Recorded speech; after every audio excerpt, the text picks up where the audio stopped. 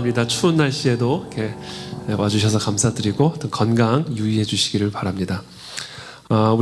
제가 매주마다 제가 강의 끝나고 암송 구절이 생각이 나가지고 제가 계속 우리가 확인을 못했는데 오늘은 한번 좀 확인을 좀 맨 앞에 계신 우리 두 분 장로님부터 한번 확인 한번 해볼까요? 우리 한번 네? 누가 말씀하셨나요? 네. 저부터 할게요. 확인해 주세요. 틀린지 맞는지. 우리가 알거니와 하나님을 사랑하는 자 곧 그 뜻대로 부르심을 받은 자들에게는 모든 것이 합력하여 선을 이루느니라. 하나님이 미리 아신 자들을 또한 그의 아들의 형상을 본받게 하기 위하여 미리 정하셨으니 이는 그로 많은 형제 중에서 맏아들이 되게 하려 하심이라. 또 미리 아신 그들을 또한 부르시고 미리 하신 그들을 또한 부르시고 부르신 그들을 또한 의롭다 하시고 의롭다 하신 그들을 또한 영화롭게 하셨느니라. 로마서 8장 28절에서 30절 말씀 맞았나요? 네. 자 이제 네?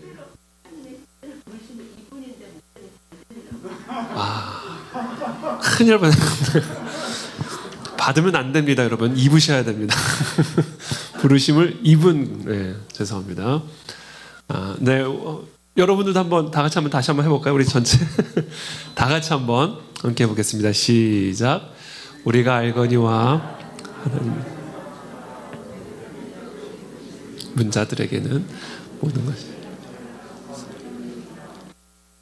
하나님이 미리 아신 자들을 또한 그의 아들의 형상을 본받게 하기 위하여 미리 정하셨으니 이는 그로 맏아들의 많은 형제 중에서 그 맏아들의 형상을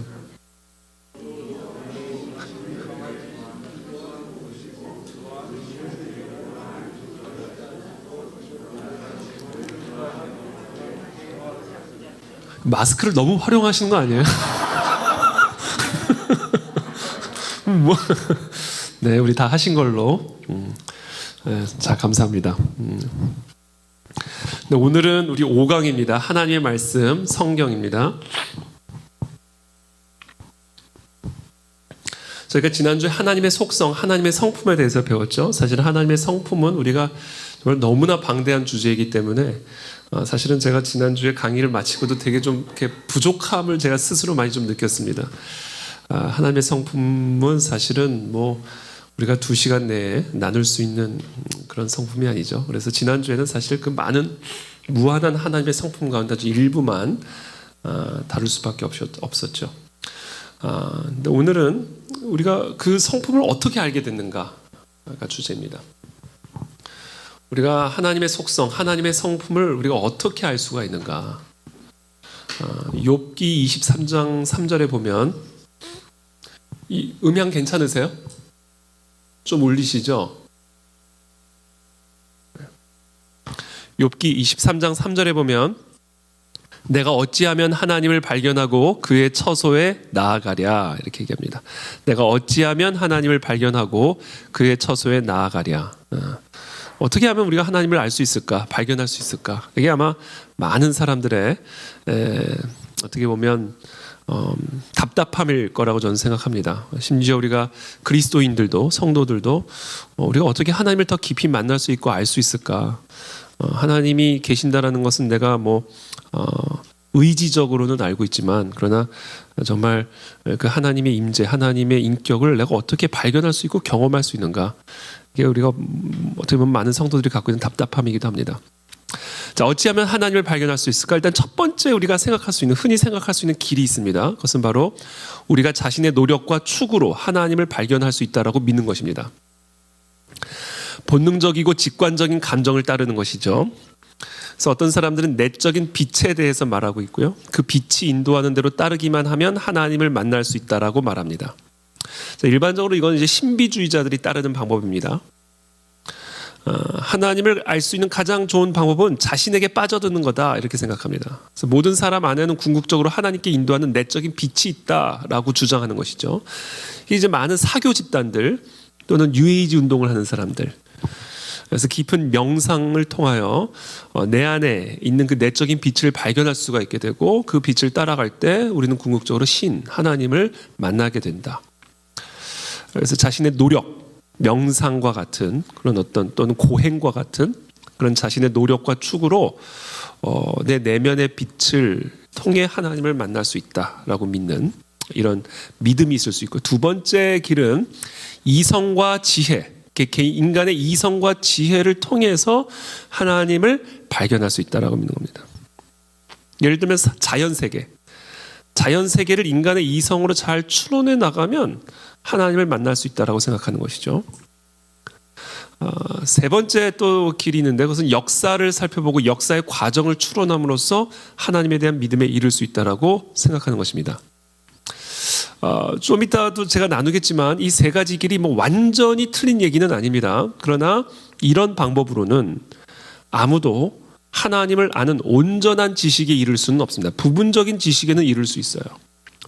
그러나 온전한 지식에는 이를 수가 없습니다. 어떤 방식으로든 그것이 자신의 노력이든 이성이든 아니면 역사를 살펴보든 인간의 노력은 실패할 수밖에 없습니다. 첫 번째 이유가 있는데 하나님 자신의 성품, 하나님의 그 무한하심을, 그 하나님의 절대적인 성품을 우리가 인간의 지성이나 노력으로는 절대로 이해할 수가 없어요. 왜? 하나님의 성품은 무한하시기 때문에 그래요. 이게 하나님의 본성이기 때문에 그렇습니다.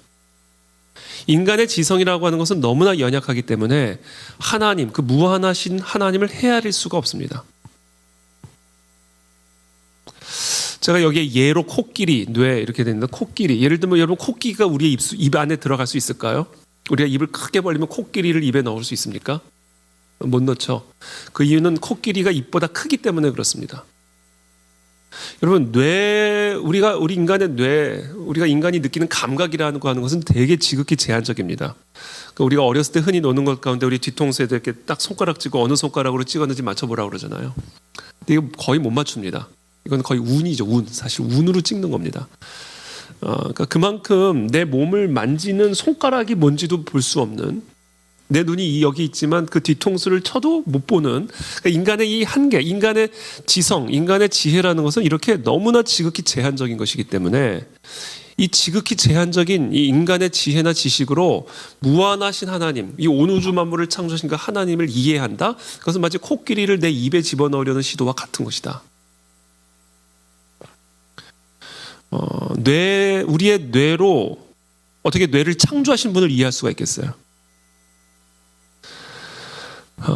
그러니까 우리는 우리의 힘으로는 절대로 그 하나님을 아는 온전한 지식에 이를 수 없다라는 사실을 이해해야 된다는 거죠. 또 두 번째 이유가 있습니다. 하나님은 완전하게 거룩하신 분이에요. 그렇기 때문에 죄의 상태에 있는 사람들의 본성으로는 그 거룩하신 하나님을 안다는 것은 불가능한 일입니다. 우리가 다른 문화권에 살아가는 사람들의 그 문화도 제대로 이해하지 못하잖아요. 왜 저렇게 하지? 왜 저렇게 먹지? 왜 저렇게 살지? 도무지 이해를 할 수가 없잖아요. 하물며 죄인된 인간이 거룩하신 하나님을 어떻게 이해하겠어요? 그러니까 이 두 가지 이유, 인간의 이 지적인 한계, 이 인간이 피조물이 갖고 있는 본능적인 한계 때문에 창조주를 이해한다는 것은 불가능한 일이고요. 두 번째, 그 피조물뿐만 아니라 타락한 피조물이에요. 이 타락한 피조물이기 때문에 그 거룩하신 하나님을 이해한다는 것은 이것은 불가능한 일입니다. 그래서 고린도전서 1장 21절에 보면 이 세상이 자기 지혜로 하나님을 알지 못한다. 이렇게 딱 단언을 하고 있죠. 그렇다면 인간은 어떻게 하나님을 알 수 있고 만날 수 있을까? 2페이지입니다. 방법은 하나밖에 없어요. 하나님이 하나님 자신을 우리에게 계시해 주셔야만 알 수가 있습니다. 하나님이 하나님 자신을 우리에게 계시하고자 하셔야만, 계시하기를 원하셔야만 우리는 그 하나님을 알 수가 있어요. 그러니까 우리가 하나님을 알 수 있는 일은 우리로부터 시작할 수 있는 것이 아니라 오직 하나님으로부터만 시작되어야 가능한 일입니다. 이것을 바꿔 말하면 하나님의 계시, 그러니까 우리를 향한 하나님의 일방적인 계시를 통해서만 우리는 하나님을 알 수 있고 만날 수 있어요. 이걸 우리는 계시교리라고 부릅니다. 그러므로 우리는 스스로의 노력으로는 절대로 하나님을 알 수가 없고요. 하나님 자신을 우리에게 계시하기를 원하시는 그 하나님에게 의존함으로써만 가능한 일입니다.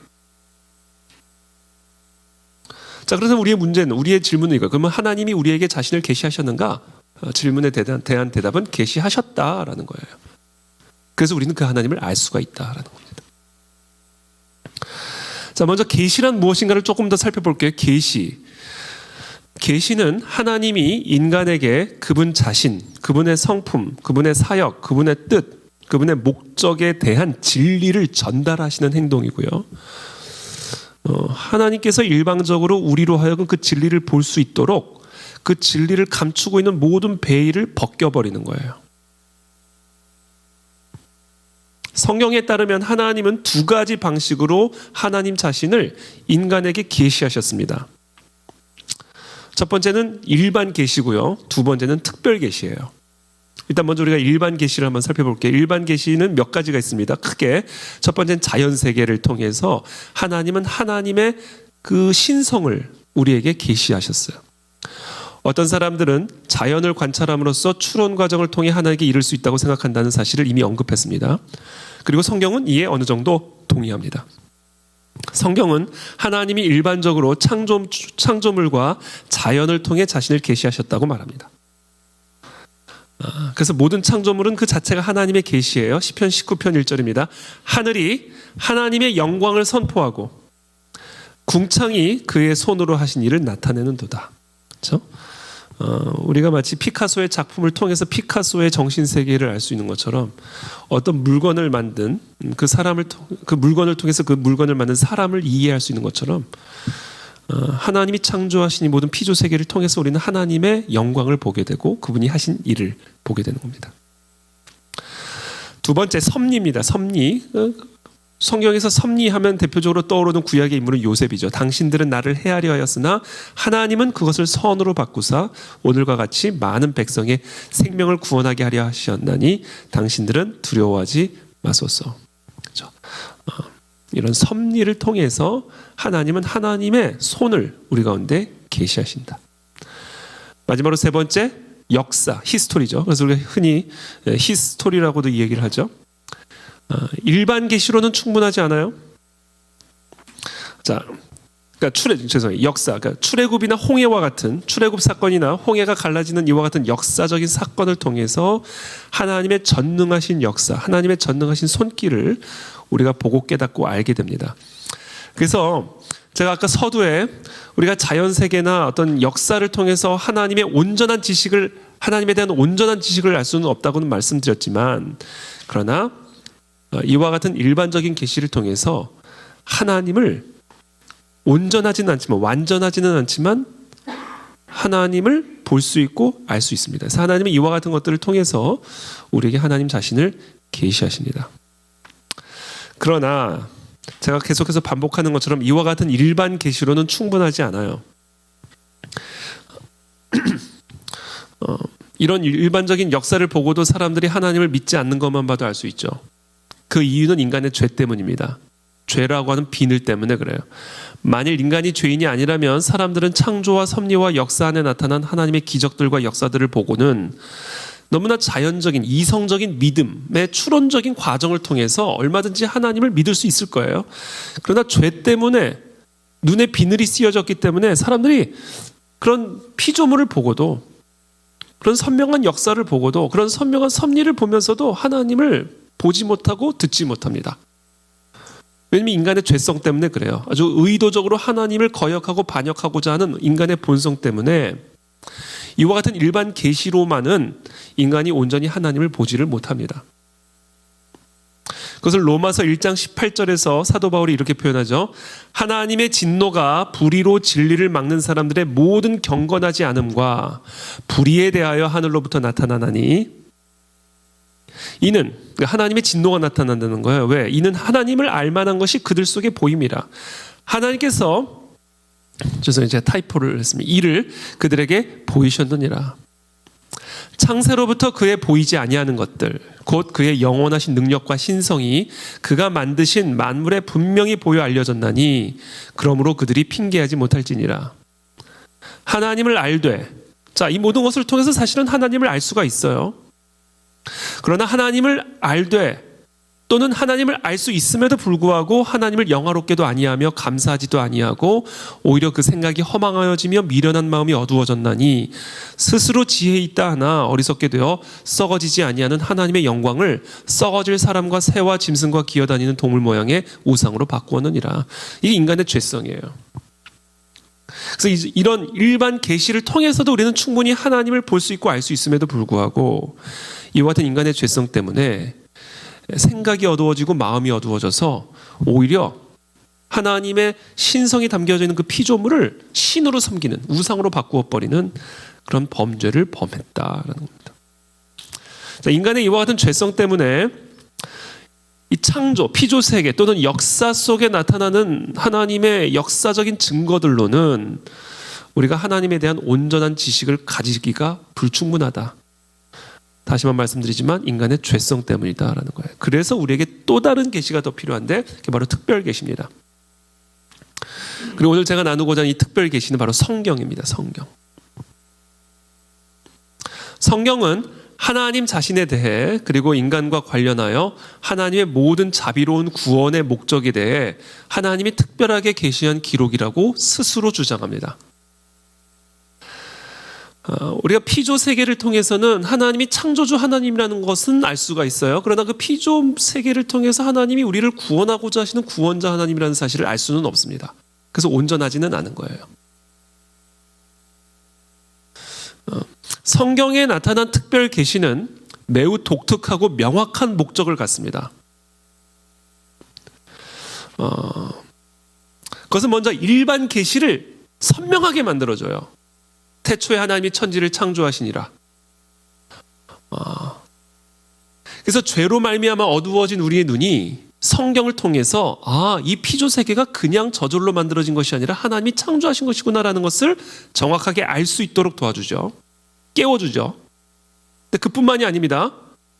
하나님의 구원의 은혜 안에 계시된 하나님의 성품과 본성을 우리에게 계시하십니다. 그래서 우리는 피조 세계를 통해서 하나님의 전능하심은 알 수는 있어요. 그러나 하나님의 거룩하심, 인간의 죄성, 구원의 필요성, 구원의 방법 등등에 대한 하나님의 뜻과 가르침은 이 피조 세계를 통해 나타나는 하나님의 신성으로는 알 수 없어요. 오직 성경을 통해서만 우리는 이와 같은 특별한 지식을 갖게 되는 겁니다. 그래서 우리가 피조 세계를 통해서 계시되어진 창조주 하나님, 예를 들면 어떤 사람이 이거는 그냥 있을 수가 없다. 아니 하다못해 이 마이크 이런 휴지통도 누군가가 만들었는데 어떻게 이 지구 세계가 저절로 만들어질 수가 있겠는가? 누군가가 분명히 만든 분이 있다.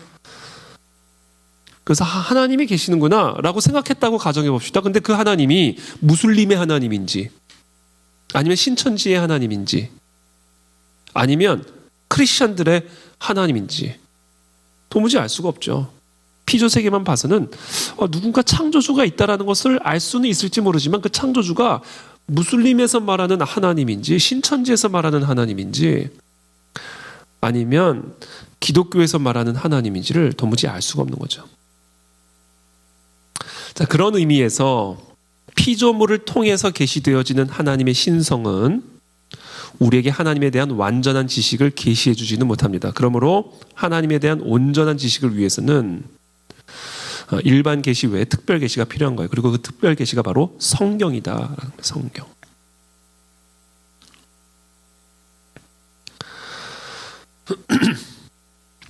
여러분 진행하다가 언제든지 말씀해 주시면 좋습니다.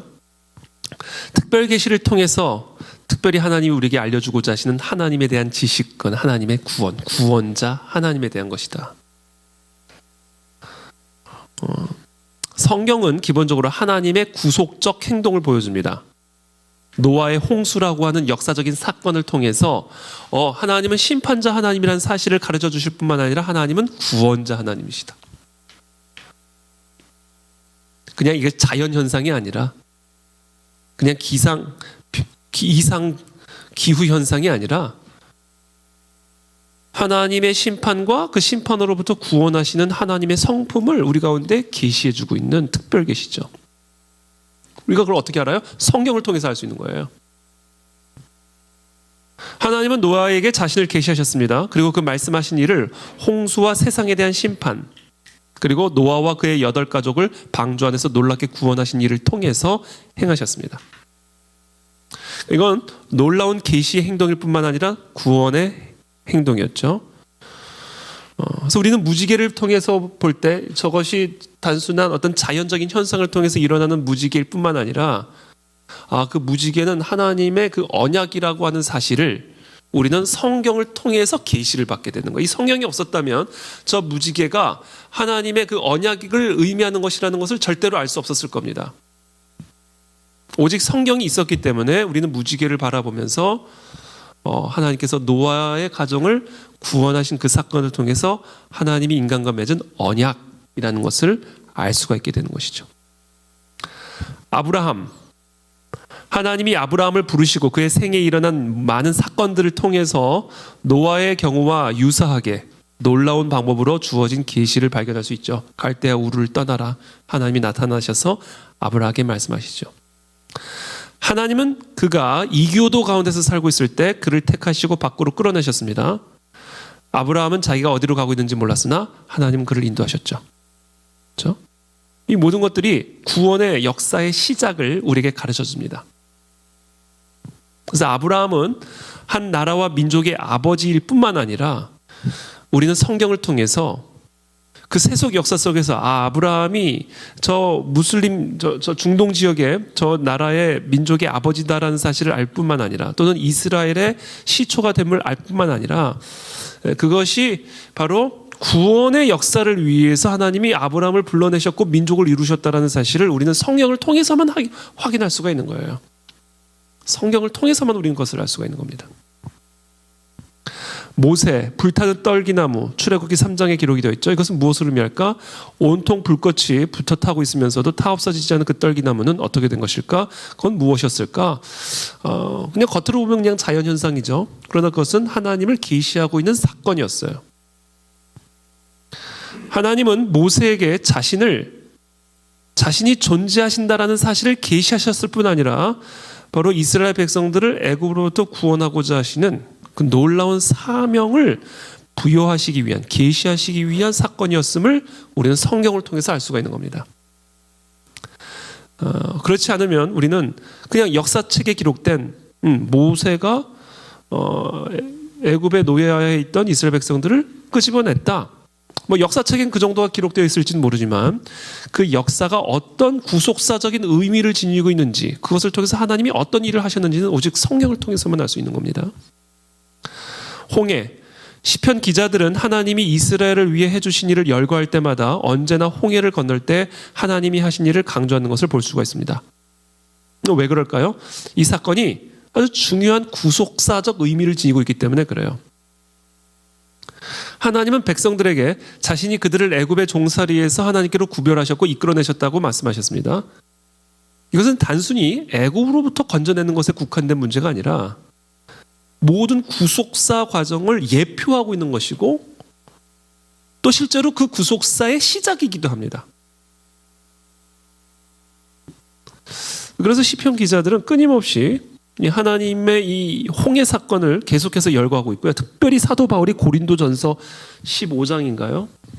고린도전서 15장에서 이 구속사의 사건, 하나님이 구속하신 이 구속사의 사건을 15장이 아니네요.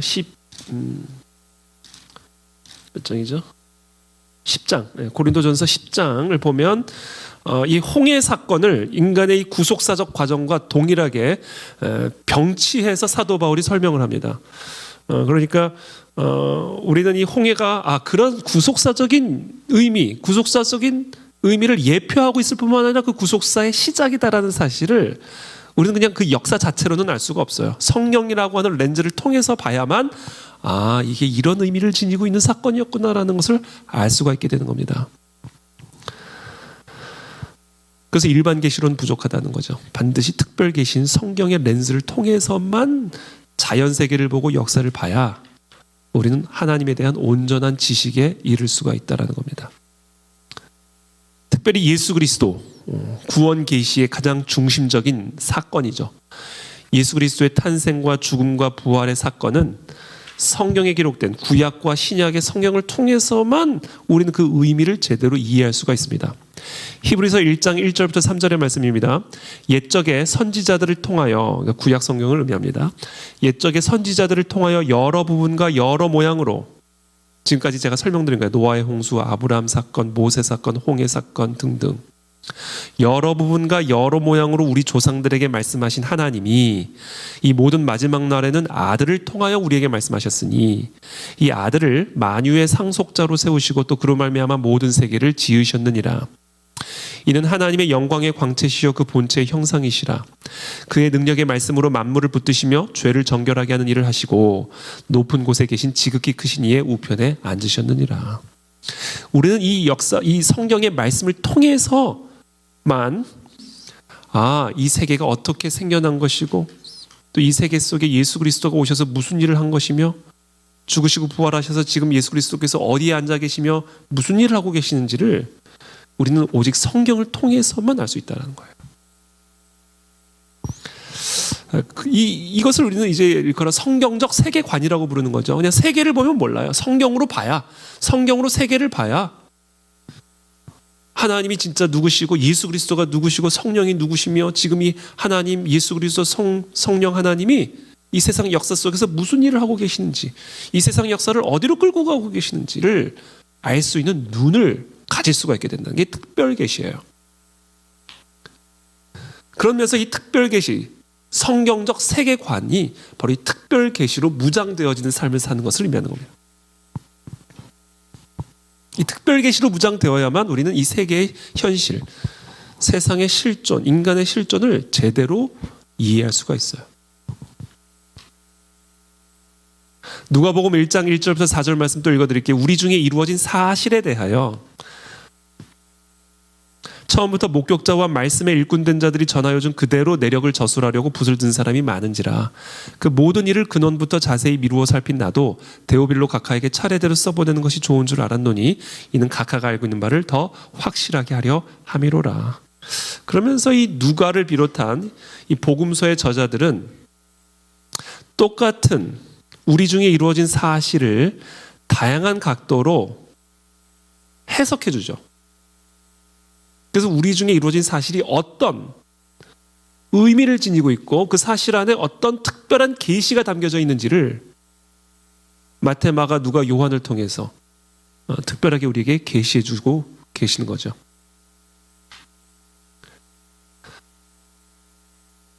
특별히 예수 그리스도께서 죽으시고 부활하신 다음에 승천하십니다. 그리고 오순절날 성령 하나님이 강림하십니다. 그때 다들 놀랐어요. 이거 도대체 무슨 일인가? 우리 사도행전 2장 14절 한번 다 펴봐 주시겠어요? 사도행전 2장 14절의 말씀입니다.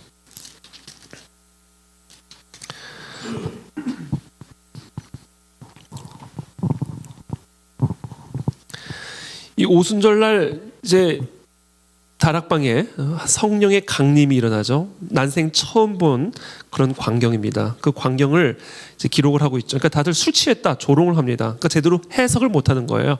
이 오순절날 성령 강림 사건 안에 담겨진, 이 역사 안에 담겨진 계시가 뭔지를 알 수가 없는 겁니다.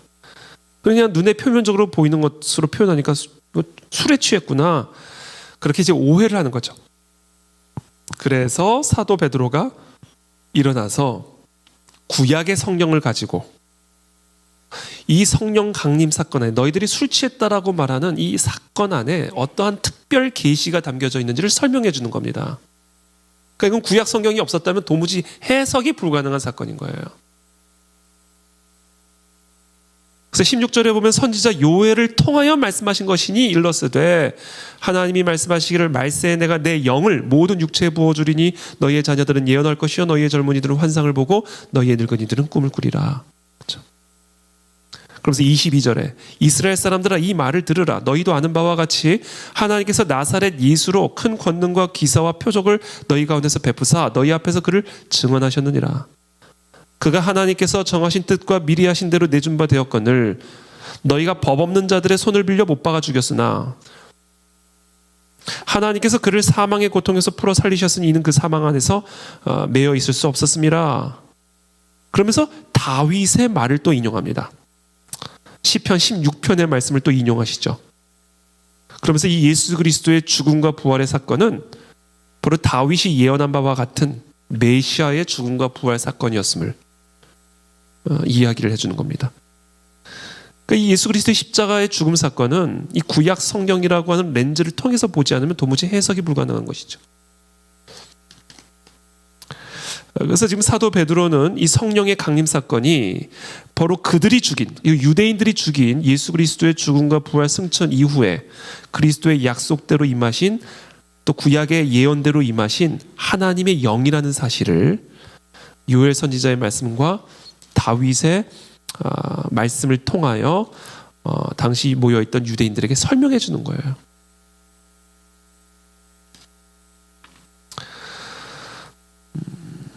그래서 이 모든 설교를 듣고 37절에 그때 이제 마음에 찔려 베드로와 다른 사도들에게 물어 이르되 형제들아 우리가 어찌할꼬 하거늘. 그러니까 계시가 임한 거예요. 특별 계시가 구약의 성경의 해설을 통하여 이 예수님을 십자가에 못 박혀 죽인 이 유대인들의 심령 속에 임하게 된 겁니다. 특별 계시가.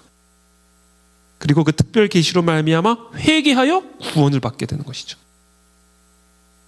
그래서 그날의 신도의 수가 3,000이나 더하는 놀라운 구원의 역사가 일어나게 되는 겁니다.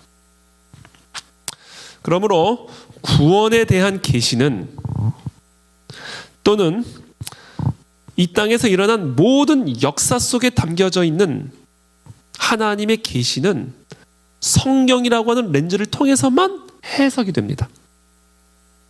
이 특별 계시가 없이는 우리는 아무것도 이해할 수 없고 아무것도 해석할 수가 없습니다.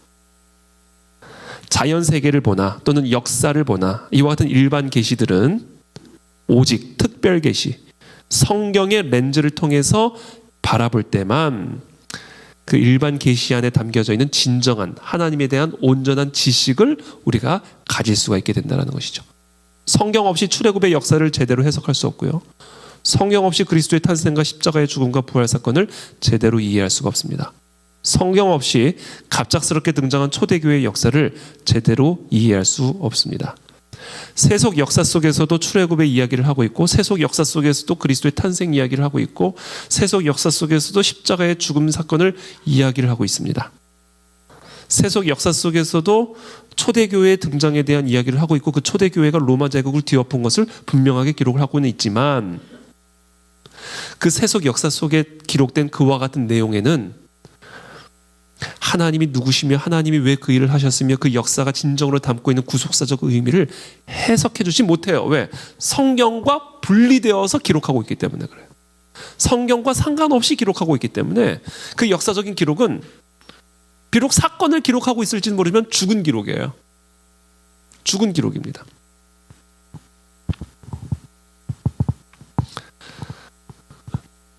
그래서 우리는 이 성경의 렌즈를 통해서 우리는 온 세상에 충만한 하나님의 신성을 알 수 있고 우리는 이 성경이라는 렌즈를 통해서 이 땅에서 일어나는 모든 일 안에 사건 안에 역사 안에 담겨져 있는 하나님의 섭리와 구원사적 목적을 우리는 이해할 수 있고 성경의 렌즈를 통해서만 우리는 미래를 볼 수 있는 눈이 열리는 것이죠.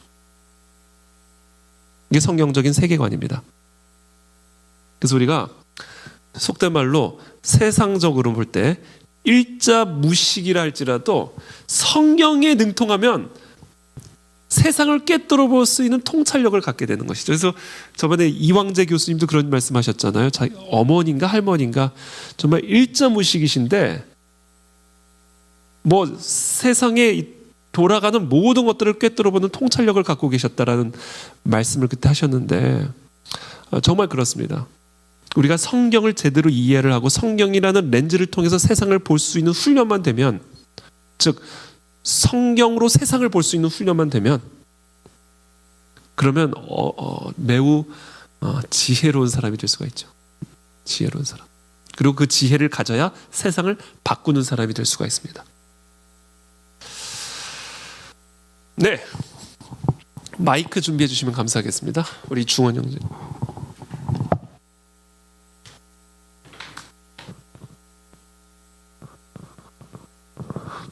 목사님, 그 사도행전 2장 17절에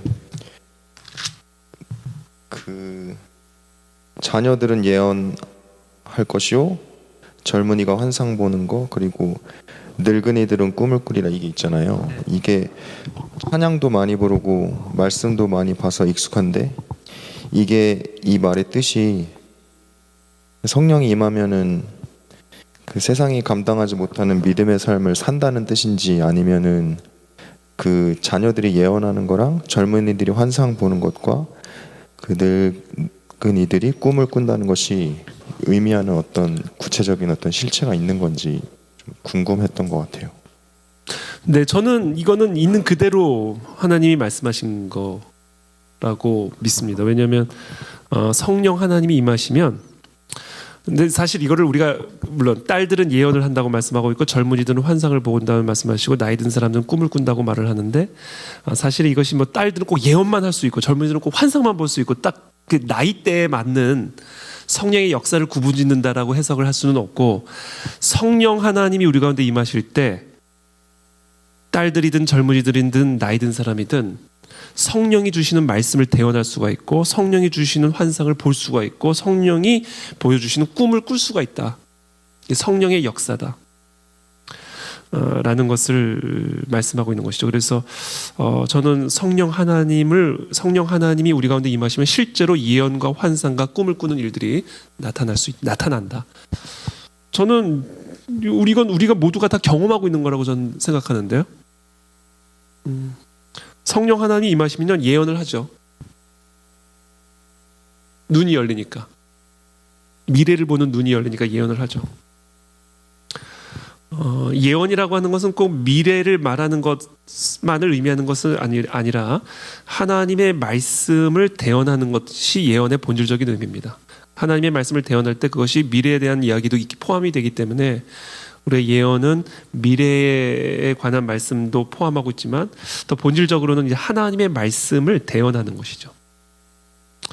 환상을 보고 꿈을 꾸고, 이런 일들 우리는 모두가 구해야 되고 성령이 임하시면 반드시 우리가 이것을 누리게 됩니다.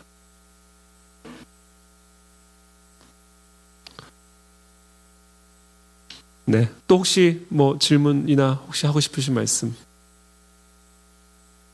네.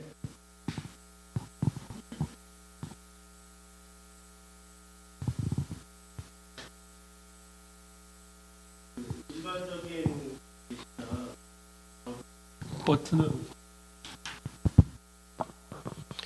그 일반적인 계시나 역사적 사건들 이제 그런 것들이 이제 하나님의 일부를 그러니까 부분적으로 이해할 수 있는데 온전하게 이해하기는 오직 성경에서만 이해를 할 수 있다 이렇게 했잖아요.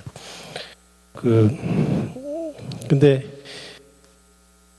물론 이제 믿는 자들은 그거를 믿고 믿는 관점에서 바라보니까 이렇게 이해하지만 믿지 않는 왜 그 성경 그러니까 그렇게 그 대단하신 하나님이면 왜 역사적 사건으로도 딱 우리도 알 수 있게 나타냈을 수도 있지 않느냐 이런 질문을 할 수도 있을 것 같고 그렇죠. 또 면에서 이제 그 창조 과학이나 어떤 그 성경을 연구하는데 뭐 역사적 사료들을 이제 비교하면서 공부하는 일들이 성경을 통해서만 진짜 본의를 알 수 있는 거라면 굳이 그런 창조 과학이나 그런 역사적 사료를 통해서 결국 그거는 목적이 그런 과학적으로도 증명을 해서 그 믿지 않는 사람들이 믿게끔 하기 위한 근거를 막 만들려고 노력하는 거잖아요. 그러면 그게 되게 헛된 일일 수도 있지 않을까. 되게 중요한 말씀을 하셨는데 맞아요. 저는 그래서 그런 노력 자체가 의미가 없다고는 저는 말은 안 해요. 왜냐하면 의미가 있어요. 의미가 있는데 그게 결정타를 치지는 못해요. 근데 그게 계기는 될 수 있어요.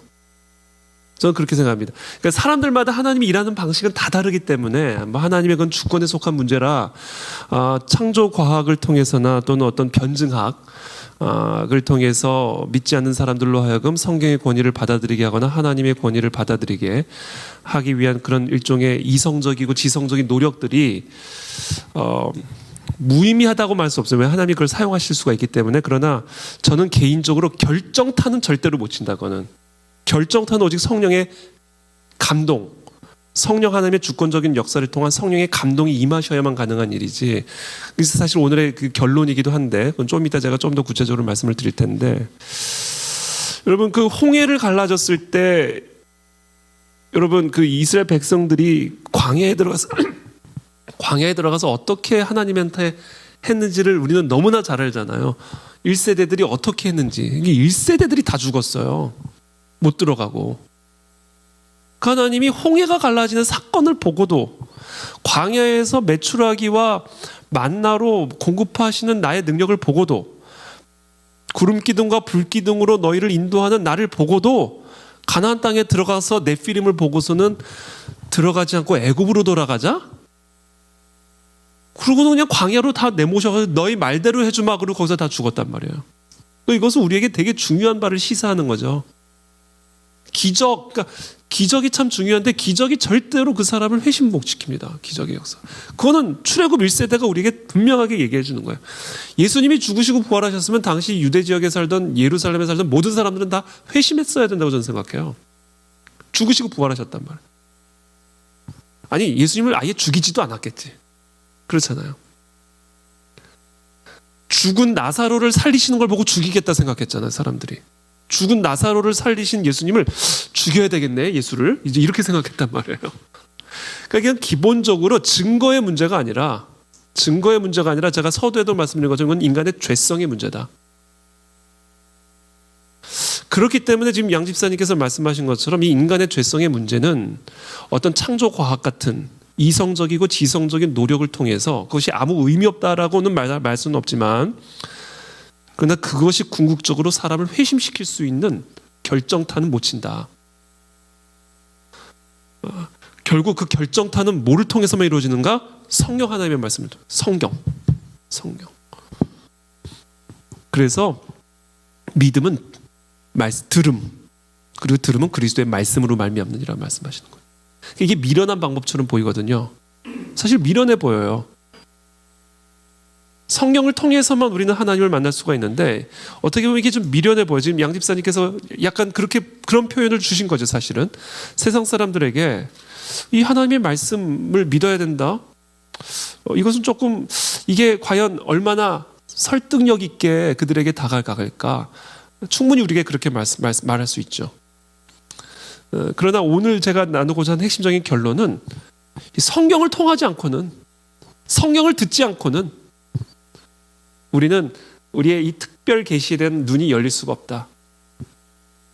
이제 제가 좀 더 구체적으로 설명을 드릴게요. 엠마오를 향해 가는 두 제자가 예수님이 죽으시고 나서 완전히 그냥 울상게 돼가지고 엠마오를 향해 걸어가는데, 우리가 잘 알잖아요. 예수님이 옆에 동행을 하신단 말이에요. 부활하신 그리스도께서 이 제자들과 동행을 하시는데 이 제자들이 너무 울상을 지고 있으니까 예수님이 무슨 일이 일어나느냐 그랬더니, 아니 도대체 지금 장래에서 무슨 일이 일어나는지 당신은 모른단 말입니까? 그러면서 부활하신 예수님하고 한참을 걸어간단 말이에요. 근데 그때 예수님께서 뭐를 하셨어요? 지나가는 새를 갑자기 나무로 바꾸신 게 아니에요. 옆에 있는 나무를 갑자기 새로 바꾸시는 기적쇼를 벌이신 게 아니라고요. 뭘 하셨다고요? 성경을 풀어서 설명해 주셨다 이렇게 됐어요. 성경을 풀어서 설명해 주셨다. 그때 나중에 그 엠마오를 향해 가던 그 제자들이 뭐라고 얘기했어요? 주님이 그 성경을 풀어 설명하실 때 우리의 마음이 뜨거워지지 않았냐? 그때 이들이 눈이 밝아져 예수 그리스도시구나 그분이. 이 눈이 열렸단 말이에요. 그러니까 성경이 아니고서는 하나님을 만날 수가 없습니다.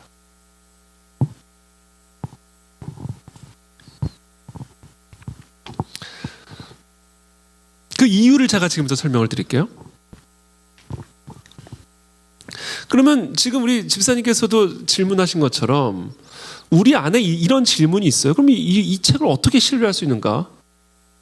이 성경을 어떻게 신뢰할 수 있는가? 성경을 통해서 우리 모든 것을 봐야만 하나님에 대한 지식을, 온전한 지식을 알 수 있다라고 말을 했는데, 그러면 성경은 우리가 신뢰할 만한 책인지를 어떻게 알 수 있는가?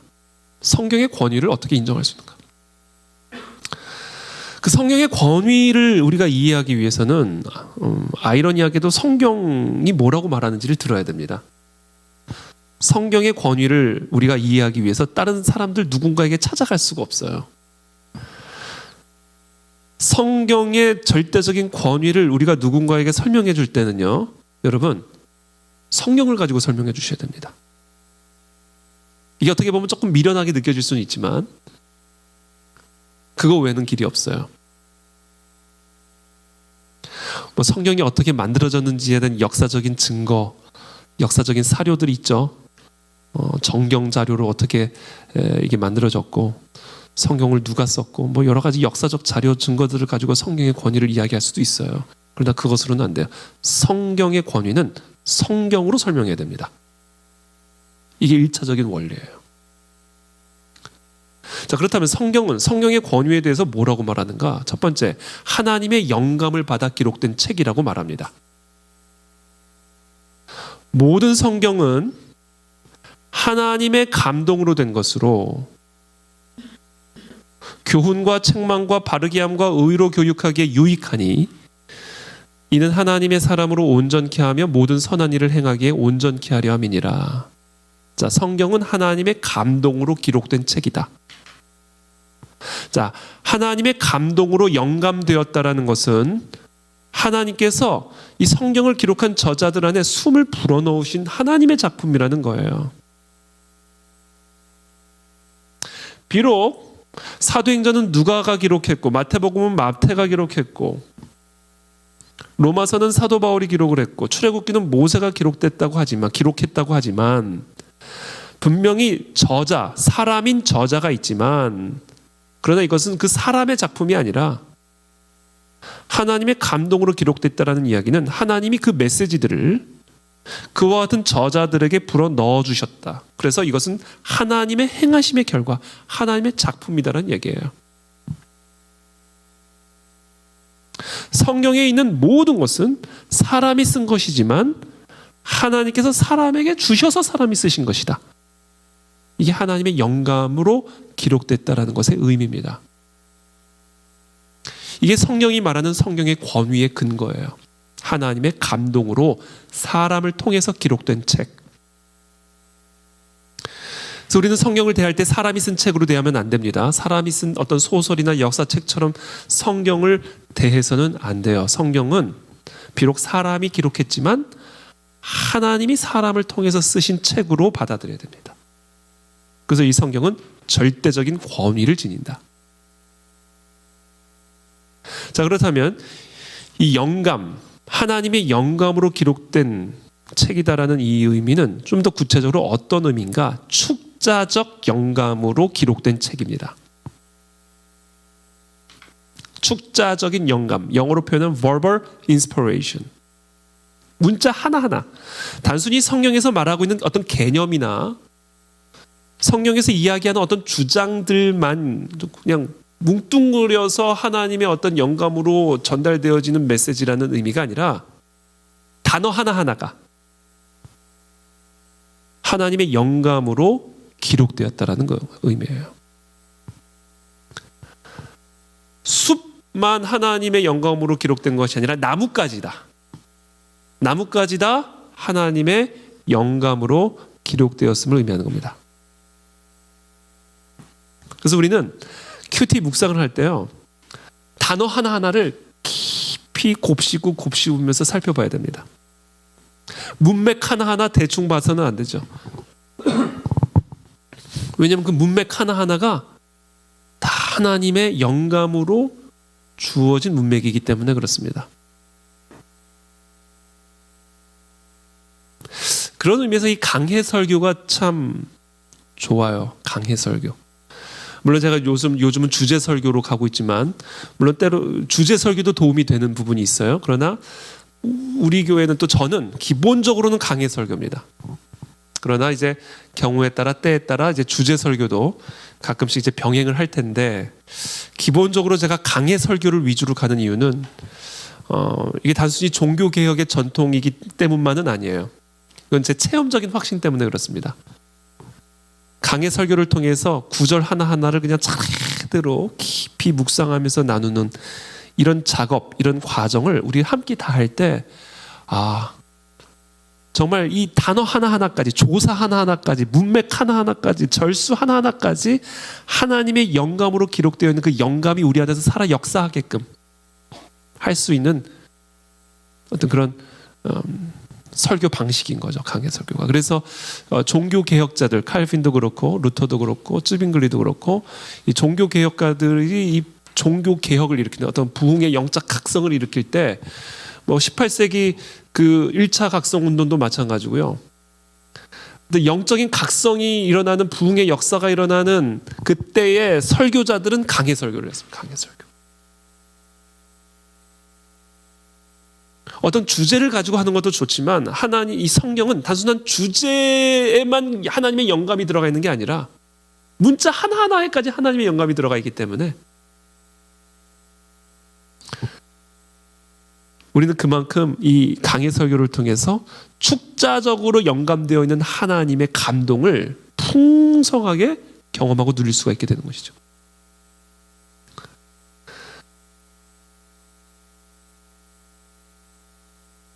근데 우리가 이 축자적 영감을 이야기를 할 때 이 말은 이 성경을 기록한 저자들이 기계적으로 받았었다라는 의미는 아니에요. 예를 들면 꾸란. 네, 질문. 네. 죄송합니다. 제가 졸려가지고 질문을 계속 하게 됩니다. 졸려서 질문. 지금 이제 축자적 영감 부분에서 좀 궁금한 게 있어서요. 그러니까 우리가 지금 보고 있는 성경도 여러 가지 번역본도로 되어 있잖아요. 네. 그러니까 한국어로 된 성경도 뭐 제일 많이 보는 개역개정과 뭐 우리말, 뭐 새번역, 뭐 여러 가지 많이 있고, 그리고 이제 성경이 지금 그러니까 우리가 보는 성경 66권이 확정되기 전에 여러 가지 사실 뭐 사본들이 있었잖아요. 네. 사본들이 뭐 이렇게 제가 공부 열심히 안 해서 기억이 안 나는데 뭐 두루마리 형태로 이렇게 막 이렇게 전해지고 뭐 이렇게 하다가 어느 순간 그 66권이라는 게 하나의 책으로 만들어지고 인증되는 그런 과정이 있었을 건데 있었죠. 예. 그게 좀 그런 부분에 대해서 좀 저희가 알면 도움이 될 것 같고요. 그리고 왜 그러니까 그 인증된 그 시점에 그 확정된 66권이라는 게 지금의 하나님의 말씀 성경으로 이제 그 권위를 인정받는 건지, 그 외에 다른 것들은 사실은 이제 여러 가지 이제 뭐 외경도 그렇고 인정받지 못하는 것들도 있잖아요. 네. 네, 그런 부분들 사실 뭐 특히 뭐 천주교나 물으면 할 말이 없거든요. 일단 이제 성경이 정경화되는 과정들이 있습니다. 그 말씀하신 것처럼 여러 가지 이제 뭐 사본들도 있고 또 여러 가지 다른 저자들, 뭐 도마복음이라든지 다양한 형태의 외경, 우리가 오늘날 말하는 외경도 다 있었기 때문에 그 많은 그런 어떤 그 성경적인 사본 중에서 이제 우리가 오늘날 갖고 있는 이 성경 66권으로 만들어져가는 과정이 있어요. 그 과정은 제가 정리해 놓은 게 있는데 뭐 충분할지는 모르지만 하여튼 제가 한번 찾아보긴 해야 돼요. 제가 한번 강의할 때 정리를 해놓은 게 있어서 제가 한번 찾아보고 있으면 제가 한번 공유를 해드릴게요. 그럼 목사님 축자적 영감이라고 했을 때 그러니까 원 히브리어 뭐 헬라어 이렇게 적혀져 있는 것들이 뭐 이제 번역들이 된 거잖아요. 네네. 근데 번역하는 과정에서도 그런 성령의 역사들이 있었고 그렇기 때문에 우리가 뭐 물론 원어를 찾아보기도 하지만 이제 그 번역본 자체로도 그런 축자적 영감에 의한 설이, 그러니까 영감이라고 얘기하는 부분이 충분히 한 의미가 있다 이렇게 이해하면 될까요? 네. 그러니까 이 번역과 기록은 좀 달라요. 그러니까 물론 그래서 우리는 번역은 여러 종류의 번역본을 갖고 있죠. 그런데 이제 우리가 이제 축자 영감을 이야기를 할 때는 성경이 그 저자가 성경을 기록하던 그 순간을 의미하는 거고요. 그 이제 히브리어로 또는 이제 헬라어로 기록된 그 원본을 한국어로 또는 영어로 또는 일어로 번역할 때 과정은 성경의 원 저자가 기록할 때 받은 성령의 영감과는 다른 겁니다. 다른 거예요. 그래서 다양한 버전들이 있고, 그래서 마치 그와 같은 차이라고 생각하면 돼요. 사도들이 기록한 성경과 사도들이 기록한 성경을 묵상한 제가 묵상한 내용을 기록한 것의 차이라고 보시면 됩니다. 그러니까 성경은 사도와 선지자로 끝난 거예요. 근데 그 성경을 제가 묵상하면서 게 아무리 성령의 감동으로 제가 묵상한 것을 나누고 설교를 해도 그것은 사도가 이 기록할 때 받은 그 영감과는 다른 영감이다라는 거죠. 그래서 예를 들면 제가 이 말씀을 묵상한 것을 적고 설교했을 때 그것을 축자적 영감이다라고 말을 하면 저는 그때부터 뭐가 된다? 이단이 된다. 그래서 축자적 영감을 말할 때는 성경의 저자가 성경을 쓰던 당시에 일어난 사건으로 국한시켜야 되고, 그 다음에 뭐 번역을 하는 과정이라든지 또는 정경화 작업을 하는 과정이라든지 그 모든 과정에 있어서도 당연히 성령 하나님께서 역사하시고 간섭하십니다. 그러나 이 성경의 원 저자들이 기록할 때 받은 그 축자적 영감과는 다르다. 근데 그 정경화 작업까지는 저는 정경화 작업까지는 정확하고 명확한 성령 하나님의 역사로 말미암아 공의회라고 하는 그런 어떤 정치적인 과정을 통하여 또는 신학적인 검토와 또 연구를 통하여 결정을 된 부분에 있어서 하나님이 모든 것을 역사하셨다. 그래서 이 축자서를 이야기할 때는 일단 제가 말씀드린 것처럼 원 저자가 성경을 기록할 때 국한시켜서 말하는 것으로 우리가 이해해야 된다라고 말씀드리고 있습니다.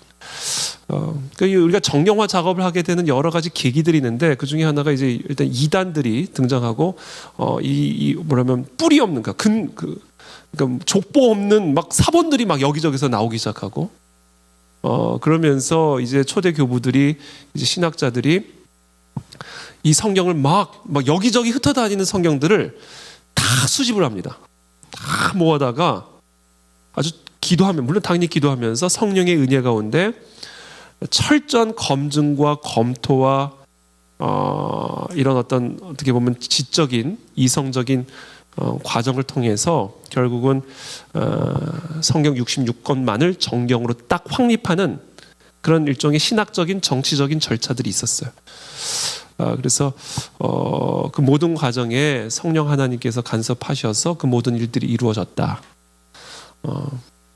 그리고 그 후에 번역본 같은 걸 라틴어로 번역한다라든지 독일어로 번역한다라든지 이 모든 것들 가운데서도 분명히 성령 하나님께서 역사하셨지만 그건 해석이고 번역도 해석이거든요. 그래서 성경의 원 저자가 기록한 것과 그것을 해석하여 번역한 것을 동일한 축자적인 영감으로 이해해서는 안 된다. 이렇게 결론을 내릴게요. 자, 3번을 보시면 축자 영감의 증거, 성경이 스스로를 하나님의 말씀이라 묘사하고 있죠. 여호와께서 이르시되, 여호와께서 말씀하시기를, 여호와의 말씀이 임하여와 같은 표현이 무려 3808번이 등장합니다. 그러니까 이게 축자 영감의 증거죠. 제가 아까 이야기하다 말았는데 성경을 기계적으로 받았었다라는 것은 아니다라는 것을 이해하셔야 돼요. 예를 들면 쿠란 같은 경우 제가 이걸 넘어갔는데 6페이지 맨 윗부분에 있습니다. 쿠란의 경우에는 기계적으로 받았었다라고 믿어요. 그러니까 그래서 이렇게 쓴 거라고 보여요. 이게 그냥 와가지고 나가라라라라라 이렇게 쓴 거라고 믿어요. 그러니까 기계적인 감동으로 썼다. 근데 이 성경은 그건 아닙니다. 성경 저자들이 속기사처럼 앉아가지고 이렇게 쓴 게 아니라, 불러주신 단어를 받아 적은 게 아니라 저자들이 갖고 있는 특유의 관찰, 그리고 자신이 관찰한 것에 대한 특유의 표현법, 자신만의 독특한 문체를 통해서. 그래서 하나님은 100% 저자의 특징과 그의 관찰을 사용하셨을 뿐만 아니라 100% 하나님이 그 모든 것들을 통해 주고자 하시는 메시지를 그 안에 담아주셨습니다. 그래서 설교자들마다 다 설교하는 스타일이 다르고 똑같은 성경 말씀을 가지고 다양하게 설교하는 것처럼 하나님은 이 성경의 원저자들을 충분히 활용하시되, 그러나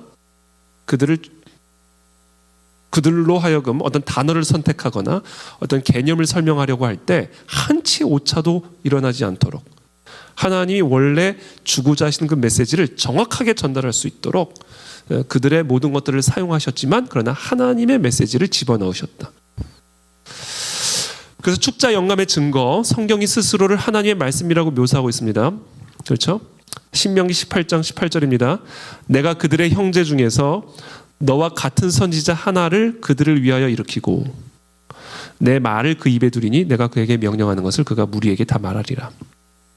그렇죠? 또 이 축자 영감의 아주 중요한 또 다른 흥미로운 증거는요, 이 선지자들이 때로는 말하고 싶지 않은 것을 꼭 말해야만 했다라고 솔직하게 고백합니다. 예레미야가 대표적인 경우죠. 내가 이르되 슬프도소이다. 주 여호와여 보소서. 나는 아이라 말할 줄을 알지 못하나이다 하니 여호와께서 내게 이르시되 너는 아이라 말하지 말고 내가 너를 누구에게 보내든지 너는 가면 내가 네게 무엇을 명령하든지 너는 말할지니라. 하나님이 명령하신 것은 그냥 말만 해라. 네가 언변이 뛰어나지 않아도 된다. 내가 너에게 말하는 것을 말하라. 보라, 내가 오늘 너를 여러 나라와 여러 왕국 위에 세워 네가 그것들을 뽑고 파괴하며 파멸하고 넘어뜨리며 건설하고 심게 하느니라 하시니라. 말하고 싶지 않은데 말해야만 했다. 이것이 바로 축자 영감의 또 다른 증거죠. 그리고 또 다른 증거가 있습니다. 때로는 선지자가 글을 쓰면서도 의미를 이해를 못해. 그러니까 자신이 이해를 못하는 글을 쓰고 있어. 대표적인 케이스가 다니엘입니다. 내가 듣고도 깨닫지 못한지라. 내가 이르되 내 주여 이 모든 일의 결국이 어떠하겠나이까 하니 그가 이르되 다니엘아 갈지어다 이 말은 마지막 때까지 간수하고 봉함할 것이니라. 그러니까 알지도 못한 이야기를 그냥 듣고 쓴 거예요. 먼저 알 것은 성경에 알지도 못하고 쓴 겁니다. 저는 다윗이 시편을 기록할 때 자기가 무슨 말을 하는지 알고 썼을까? 그렇게 생각해요. 자기는 너무 고통스러워서 썼는데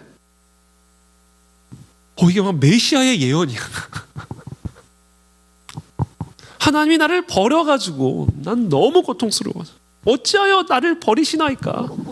그러면서 쓰고 있는데 그 말을 예수님이 십자가에서 하고 계셔. 그러니까 저는 이 성경의 저자들이 글을 쓸 때요, 자신이 무슨 얘기를 하는지도 모르고 썼을 거다. 많은 경우 그랬어요, 사실. 다니엘의 경우가 아주 대표적인 케이스죠.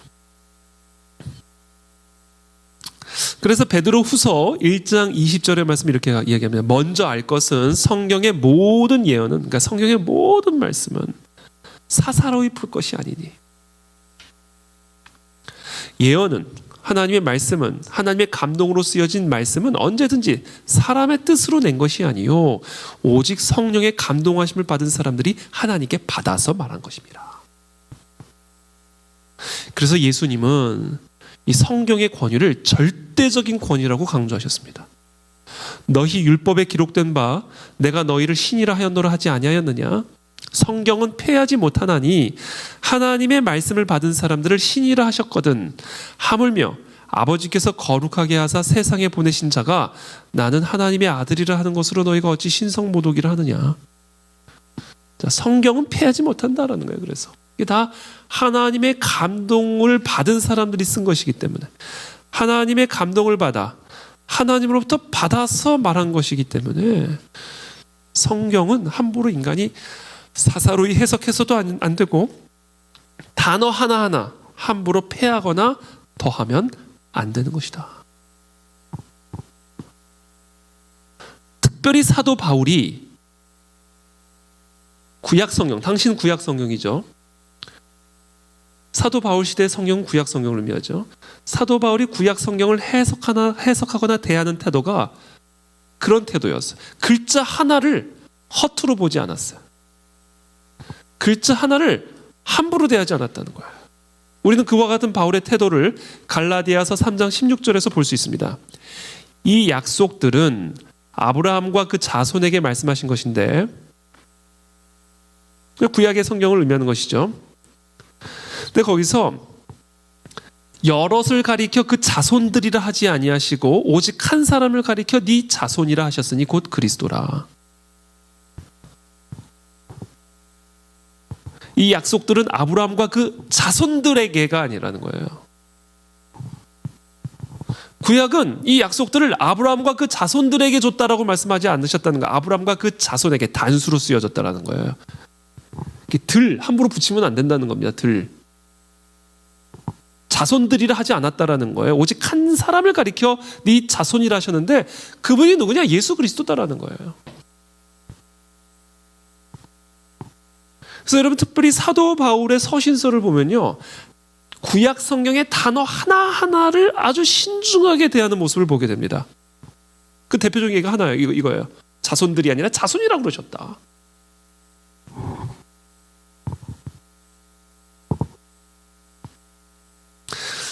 그래서 우리가 이 하나님의 말씀을 어떻게 대해야 되는지,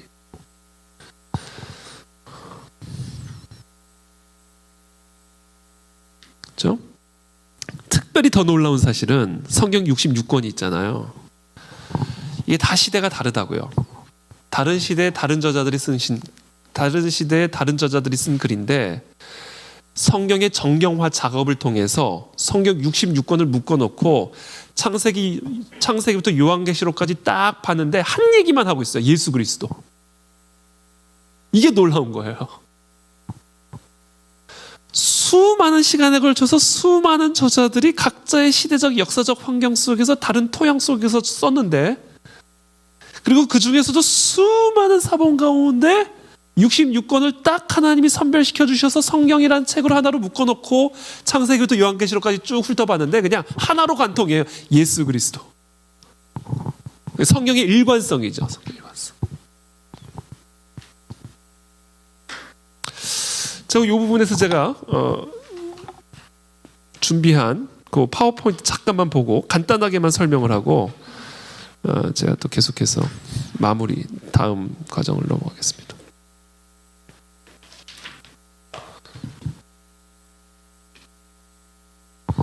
총 1600년 동안 총 66권을 40명의 저자가 씁니다. 그러니까 총 1600년이라는 시간이 있어요. 그러니까 얼음잡아 기원전 1500년부터 요한계시록이 기록된 한 100년까지, AD 100년까지 약 1600년에 걸쳐서 총 40여 명의 저자가 66권의 성경을 씁니다. 그리고 이 성경, 구약 성경과 신약 성경은 당연히 다른 시대에 다른 언어로 쓰여집니다. 기본적으로 구약 성경은 히브리어로 쓰여지고요. 또 신약 성경은 헬라어로 쓰여지고요. 구약 성경의 일부분과 신약 성경의 일부분에 아람어가 기록되어 있습니다. 그러니까 이 세 가지 언어로 1600년이라는 긴 기간에 걸쳐서 40명의 저자가 기록을 했는데 마치 서로 짠 듯이, 서로 무슨 편집 회의를 한 것이라는 듯이 이 성경이 일관되게 이야기하고 있는 내용은 결국 예수 그리스도시다라는 거예요. 기가 막히죠, 기가 막히죠.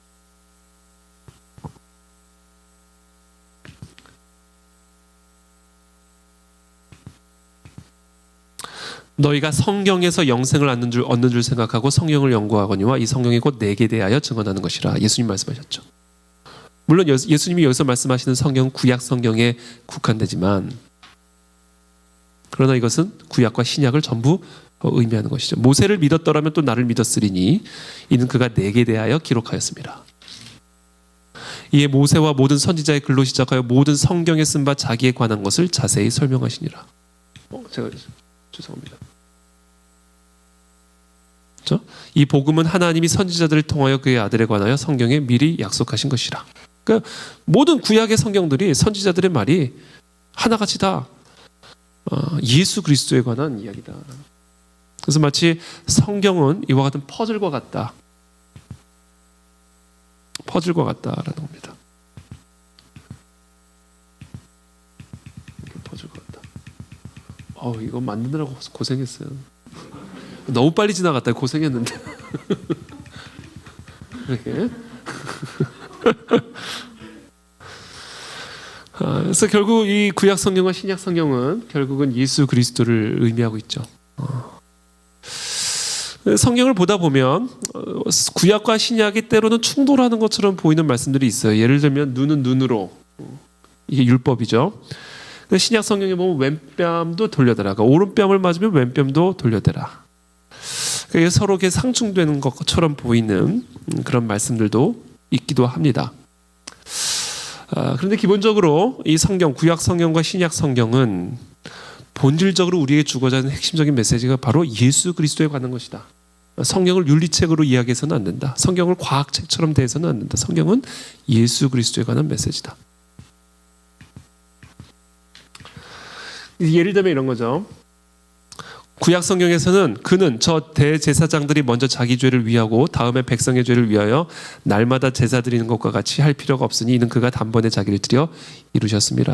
그러니까 히브리서 7장 27절에서 구약에서 율법에서 이야기하는 대제사장들에 대한 이야기를 하잖아요. 근데 신약 히브리서 8장 1절에서 그 구약에서 나오는 대제사장들, 그것은 결국은 예수 그리스도에 관한 것임을 이야기합니다. 지금 우리가 하는 말의 요점은 이러한 대제사장이 우리에게 있다는 것이라. 구약에서 이야기하는 그 대제사장들, 구약의 율법이 이야기한 대제사장들이 바로 예수 그리스도시다.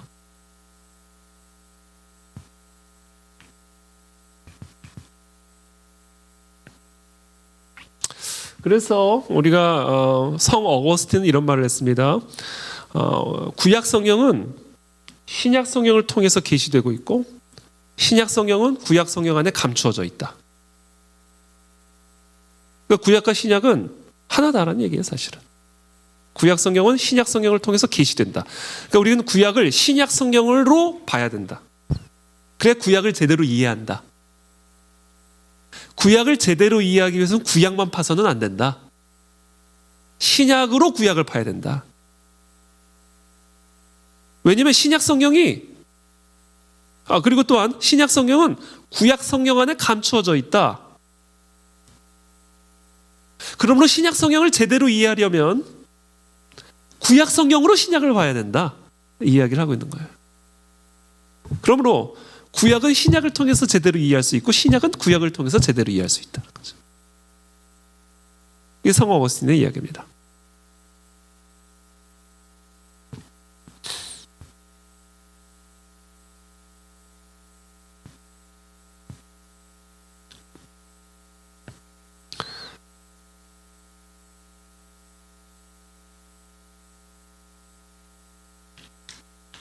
그래서 이것만 이야기를 하고 이제 넘어가겠습니다.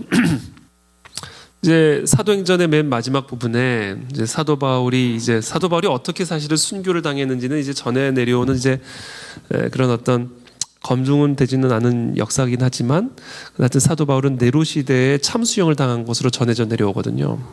사도행전은 정확하게 사도 바울이 어떻게 죽임을 당했는지는 기록하지 않고요. 사도 바울이 계속해서 무슨 일을 하고 있었는지만 기록을 합니다. 그들이 날짜를 정하고 그가 유숙하는 집에 많이 오니 로마에 있을 때입니다. 바울이 아침부터 저녁까지 강론하여 하나님 나라를 증언하고 모세의 율법과 선지자의 말을 가지고 예수에 대하여 권하더라. 이게 사도 바울이 죽을 때까지 했던 일이에요. 뭘 했다? 하나님 나라를 증언했고요. 무엇으로 하나님의 나라를 증언했는가? 모세의 율법과 선지자의 말을 가지고, 즉 구약 성경을 가지고 하나님의 나라를 증언을 했고요. 그 하나님의 나라를 경험하기 위해서 예수를 권했다. 이 얘기를 하는 겁니다.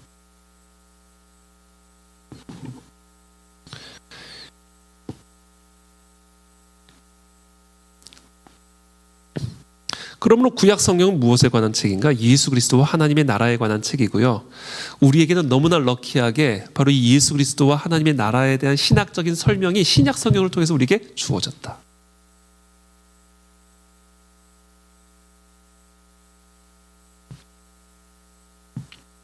그래서 우리는 구약을 통해서 신약을 이해할 수 있고 신약을 통해서 구약을 이해할 수 있다는 겁니다. 그 외의 내용들은 여러분 한번 제가 준비한 파워포인트 한번 나중에 한번 읽어보시고요. 이 정도로 일단 하고 다시 복귀하겠습니다. 혹시 지금까지 한 것 중에 혹시 질문 있으세요? 네.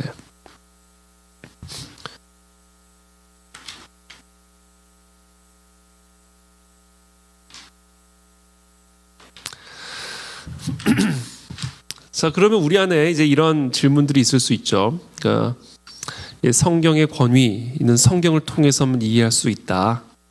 성경의 절대적인 권위가 성경이 권위 있는 이유다. 어떻게 보면 좀 되게 합리적인 설명이 아니죠. 성경이 왜 절대적인 권위가 있는지 아는가? 성경에는 절대적인 권위가 있기 때문이야. 지금 사실 이 말을 한 거거든요. 결국 요약을 하면. 근데 이제 우리가 이제 다 자연스럽게 이제 이런 질문을 할 수가 있어요.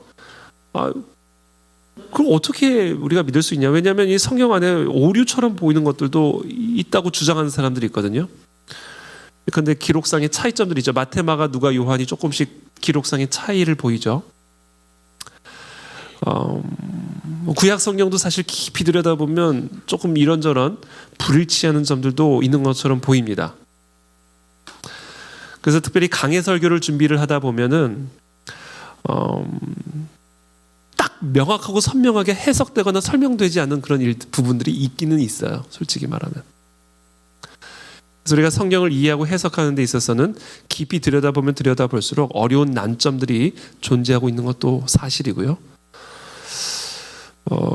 그런데 동시에 또 우리가 반드시 알아야 할 사실은 소위 말하는 비평가들, 성경에 대한 고등 비평가들이 들고 나오는 소위 난제들과 불일치점들의 대부분은 일단 설명이 가능하고 충분히 반박 가능하다는 사실도 우리가 알아야 됩니다. 사실상 상당한 대부분의 문제들은 다 이미 신학적으로 해결이 됐습니다. 왜냐하면 고고학적인 연구가 성장을 했고요. 또 성경의 언어학에 대한 이해가 시간이 지나면서 깊어지면서 과거에 상대적으로 고고학적 연구가 덜 발달되었고 성경의 언어학에 대한 이해가 깊지 않았을 경우에 가졌던 다양한 난제들과 불일치점들은 이미 다 해결이 됐습니다. 시간이 지나면서. 여전히 몇 가지 난점이 남아있다고는 하지만 그러나 그런 난점들이요, 어떤 교리나 역사적인 사실에 대한 난점은 아니라는 것이 중요하다는 거예요. 이것은 오류의 문제라기보다는 우리가 다 알 수 없는 문제다. 오류의 문제는 아니다. 왜냐하면 성경은 분명히 성경의 절대적인 권위를 우리에게 말씀하고 있기 때문에 그 모든 문자 하나하나에 성령의 감동으로 쓰여졌다는 것을 분명히 말씀하고 계시기 때문에 설령 그런 어떤 난점이 있다 할지라도 그것은 결정적인 난점이 아니라 필사자나 번역가의 실수로 설명될 수 있는 그런 중요하지 않은 문제들이다라는 것을 우리는 이해할 수가 있습니다. 중요한 사실은 누구에게도 또 누구도 성경이 유일무이하게 하나님의 영감을 받은 책이라는 사실을 증명해 줄 수는 없다라는 사실이에요. 누구에게도 성경이 유일무이하게 완벽한 하나님의 영감을 받은 책이라는 사실을 분명하게 증명해 줄 수는 없어요. 그러니까 증명을 해 줄 수는 없어요. 이 성경의 무오성 또는 이 성경이 하나님의 영감으로 기록된 하나님의 말씀이라는 사실은 어떤 역사적인 증거를 통해서 증명할 수 있는 것이 아니라 오직 성령의 조명을 받아야만 확인할 수 있고 확신할 수 있는 사실이라는 겁니다. 그래서 이 이야기 아까 우리 양 집사님께서 질문한 것에 대한 궁극적인 답이에요. 성경이 절대 무오한 하나님의 영감으로 기록된 한치의 오차도 없는 하나님의 말씀이라는 사실은 어떤 역사적인 증거를 통해서 입증하거나 설명되어질 수 있는 문제가 아니라 오직 성령의 조명을 통해서만 확인할 수 있는 것이다. 우리는 이 부분에서 웨스트민스터의 신앙 고백을 좀 살펴볼 필요가 있습니다. 웨스트민스터 신앙 고백은 이렇게 말합니다. 우리는 교회의 증언에 감동받고 설득되어 성경을 높고 귀한 것으로 여기게 될 수 있다. 또한 성경이 천국의 내용을 다룬다는 사실, 교리의 능력, 문체의 장엄성, 모든 부분의 일관성, 하나님께 모든 영광을 돌리는 전체의 시야, 인간의 구원에 이르는 유일한 길이 완전히 나타나 있음, 그 외에 배교 대상이 없는 많은 탁월성들, 전체적인 완전성 등은 성경이 하나님의 말씀이라는 사실에 대한 충분한 증거가 된다. 그럼에도 불구하고 성경이 무오한 진리이며 신적인 권위를 갖는다는 사실을 우리가 완전히 수긍하고 확신하게 되는 것은 우리의 마음 속에서 말씀으로, 그리고 그 말씀과 함께 증거하시는 성령의 내면적 역사의 결과로서만 주어질 수 있다. 성령의 조명을 받아야만 우리는 성경이 하나님의 계시의 말씀이라는 사실을 확증할 수가 있습니다. 우리는 이 사실을 분명하게 알아야 돼요.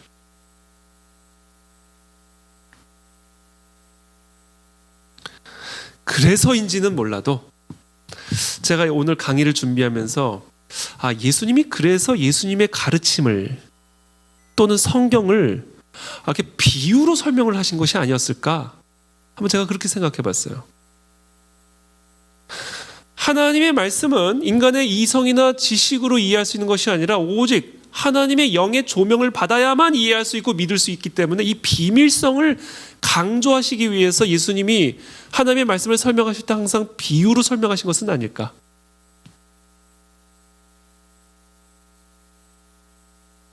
왜냐하면 이건 성령의 조명으로만 성경을 이해할 수 있고 해석할 수 있기 때문임을 강조하기 위한 것이 아니었을까?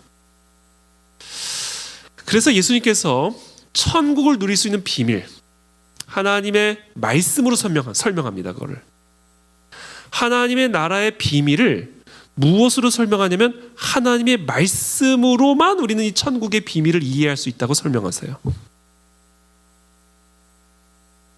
그러면서 그 사실을, 그러니까 하나님의 말씀으로만 하나님의 나라를 누릴 수 있음을, 하나님에 대한 온전한 지식을 가질 수 있음을, 하나님을 경험할 수 있고 인격적으로 실존적으로 누릴 수 있음을 설명하시기 위해서 비유로 말씀하시죠. 비유로. 그러면서 마태복음 13장 11절에 보면 천국의 비밀을 아는 것이 너희에게는 허락되었으나 저희에게는 아니 되었나니 무릇 있는 자는 받아 넉넉하게 되되 없는 자는 그 있는 것도 빼앗기리라. 그러므로 내가 그들에게 비유로 말하는 것은 그들이 보아도 보지 못하며 들어도 듣지 못하며 깨닫지 못함이니라. 저는 예수님이 이렇게 의도적으로 이 비유로 이 모든 것을 설명하셔서 사람들로 하여금 알아듣지 못하게 하신 이유는 결국 이 하나님의 말씀은 성령의 감동을 받아야만 해석할 수 있고 이해할 수 있음을 우리들에게 강조하시기 위함이 아니었을까?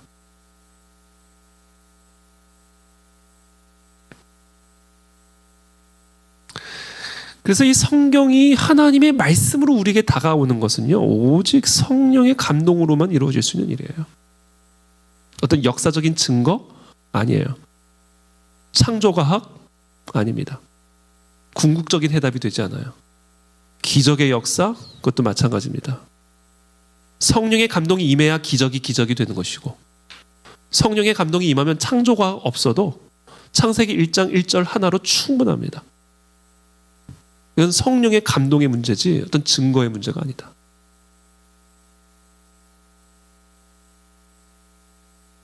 예수님은 바로 이 천국의 비밀을 비유로 설명하심으로써 이와 같은 하나님의 말씀 안에 담겨져 있는 비밀성, 오직 성령의 감동으로만 이해할 수 있고 해석할 수 있고 확신할 수 있음을 설명하고 계신 것이 아니었을까? 저는 그렇게 묵상을 합니다. 자, 제가 8페이지 하반부부터 그냥 쭉 읽어드릴게요. 천국의 비밀은 바로 예수님의 말씀이다. 예수님의 말씀 안에 천국이 있습니다. 예수님의 말씀이죠. 마치 어떤 열매 씨앗 안에 그 열매가 담겨져 있듯이 예수님의 말씀 안에 예수님의 나라가 담겨져 있습니다. 이 땅에서 천국의 비밀을 누리는 비결, 그것은 바로 예수님의 말씀입니다. 그 말씀을 듣고 순종할 때 우리는 이 땅에서 천국을 경험하게 됩니다.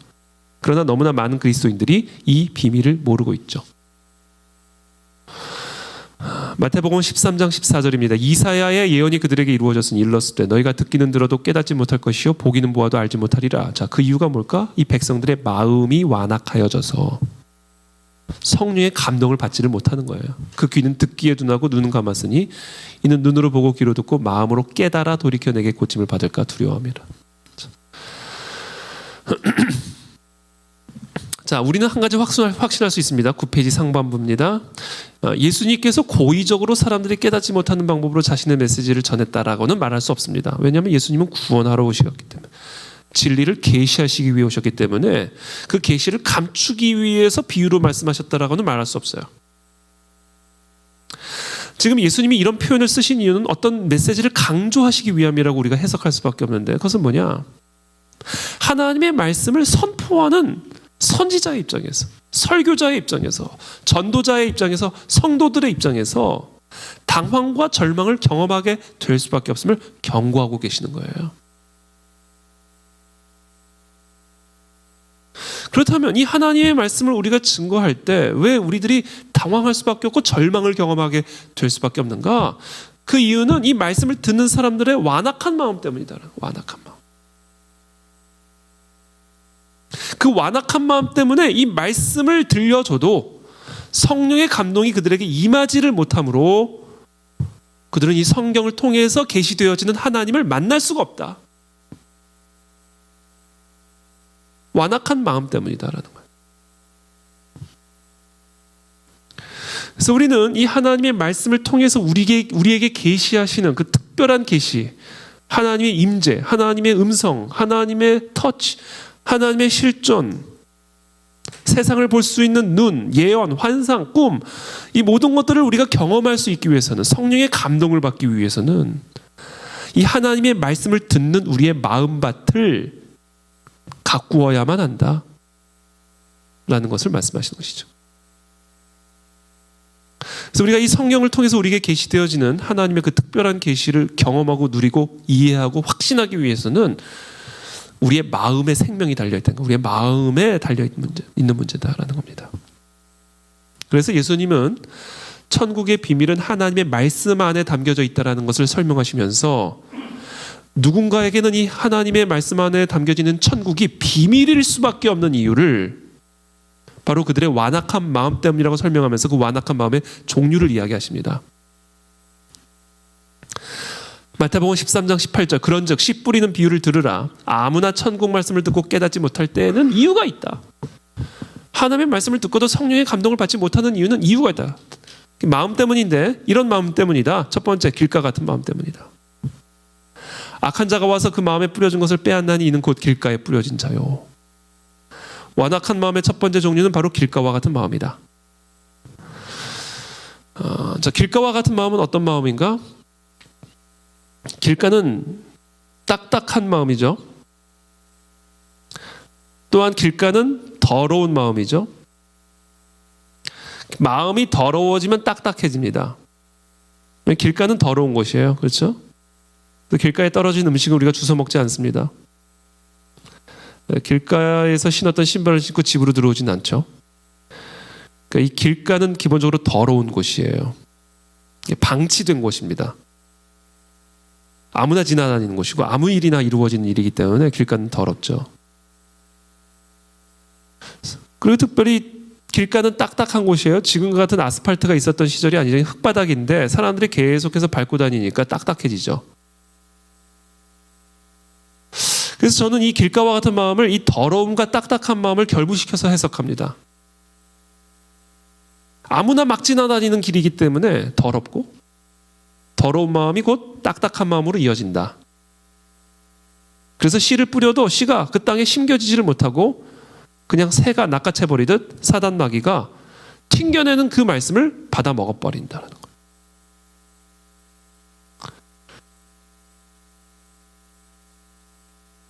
딱딱한 마음, 더러운 마음, 교만한 마음이죠.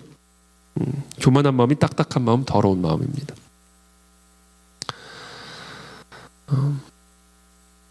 돌밭과 같은 마음, 돌밭이라는 것은 이제 그 팔레스타인에서는 흔히 볼 수 있는 땅인데요.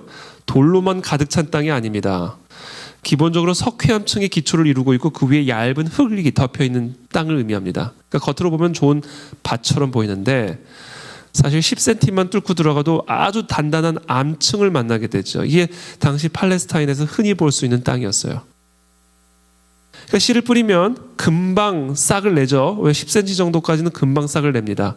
좋은 흙으로 덮여져 있기 때문에. 그러나 10cm만 지나도 아주 단단한 돌로만 가득 찬 석회암층을 만나기 때문에 결국 뿌리를 내리지 못하게 되고, 뿌리를 내리지 못하니까 수분을 흡수하지 못하게 되고, 그래서 결국 뜨거운 태양열에 의해 말라 죽어버리고 말죠. 이게 돌밭과 같은 마음입니다. 그래서 돌밭과 같은 마음을 예수님이 이렇게 설명합니다. 돌밭에 뿌려졌다는 것은 말씀을 듣고는 즉시 기쁨으로 받되 그 속에 뿌리가 없어 잠시 견디다가 말씀으로 말미암아 환난이나 박해가 일어날 때에는 곧 넘어지는 자요. 저는 이 돌밭과 같은 마음을 이렇게 해석합니다. 이중적인 마음. 마치 돌밭이 얇은 흙층과 암층의 이중 구조로 되어진 것처럼 돌밭과 같은 마음은 이중적인 마음입니다. 그러니까 이런 마음이에요. 하나님의 말씀에 대해서 언제나 마음은 열려 있어요. 그러나 어떤 말씀이냐에 따라 언제든지 닫힐 수 있는 마음이에요. 하나님의 말씀을 기쁜 마음으로 받아요. 감정적인 위로를 주고 기쁨을 주는 말씀에 대해서는 기쁨으로 받아들이지만, 그러나 그 말씀 때문에 내가 손해를 보거나 환난을 당하거나 박해를 감수해야 한다면 즉각적으로 거부할 수 있는 이중적인 마음이죠. 하나님의 말씀이 달면 삼키고 쓰면 뱉는 마음입니다. 사랑의 하나님은 받아들이고 심판의 하나님은 거부하는 마음이고, 위로의 하나님은 받아들이고 징계의 하나님은 거부하는 마음이고, 형통케 하신 하나님은 받아들이고 헌신하고 희생하게 하는 하나님은 거부하는 마음이고, 하나님께 순종하는 마음이 아니라 하나님을 이용하는 마음이다.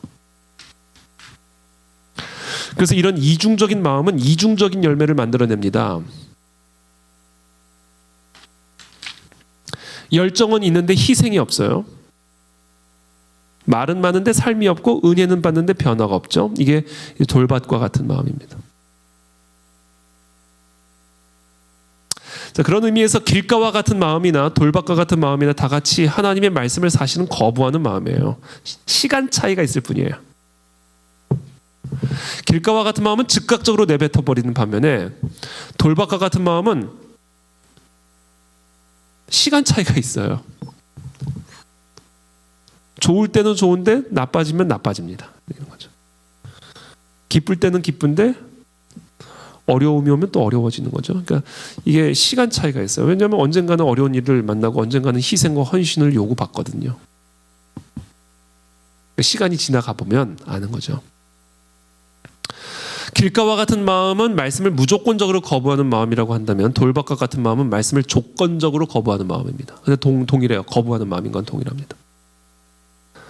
길가와 같은 마음, 태희야 내 말에 순종하겠느냐? No 얘기하는 거예요. 태희야 나를 따르겠느냐? No 이렇게 얘기하는 거죠. 돌밭과 같은 마음은 어떻게 되나? 태희야 내 말에 순종하겠느냐? 물론이죠. 그러나 어떤 말씀인지 일단 한번 들어보고요. 이렇게 되는 거죠. 태희야 나를 따르겠느냐? 물론이죠. 단 어디로 인도하는지 일단 들어보고요. 이렇게 되는 거죠. 그러니까 하나님이 뭐라고 말씀하는지를 보고 선택할지를, 뭐 따를지 말지를 선택하는 거죠. 선택적 수용이에요. 나 중심적인 수용인 거죠. 자, 이런 마음은 마귀가 갖고 놀기 딱 좋은 마음이다라는 얘기인데, 이건 한번 나중에 읽어보시면 되고요. 가시떨기와 같은 마음으로 넘어갑니다. 12페이지. 가시떨기에 뿌려졌다는 것은 말씀을 들으나 세상의 염려와 재물의 유혹에 말씀이 막혀 결실하지 못하는 자다. 그러니까 이 잡초의 잔뿌리들이 남아 있어서 땅 밑에, 그러니까 겉으로 보면 좋은 땅이에요. 그러나 이 잡초의 잔뿌리들이 완전히 제거되지 않고 속에 감추어져 있는 거예요. 여전히 내 속에 어딘가에. 그래서 좋은 씨앗이 뿌려져서 좋은 씨앗이 성장을 하는데, 내 안에 여전히 남아있는 이 잡초의 잔뿌리들과 함께 자라면서 어느 결정적인 순간이 되면 이 하나님의 말씀을 사로잡아 버려요. 이게 세상의 염려와 재물의 유혹이 바로 그런 거라는 거예요. 이게 아직 뿌리가 완전히 뽑히지가 않은 겁니다.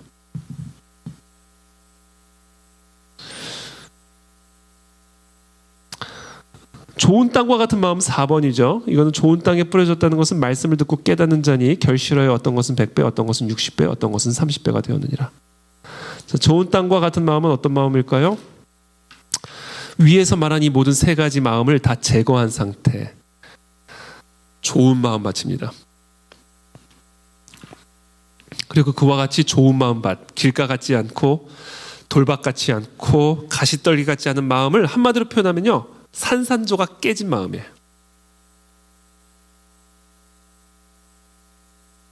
그러니까 부패하고 완악한 마음이 산산조각 깨어진 상태.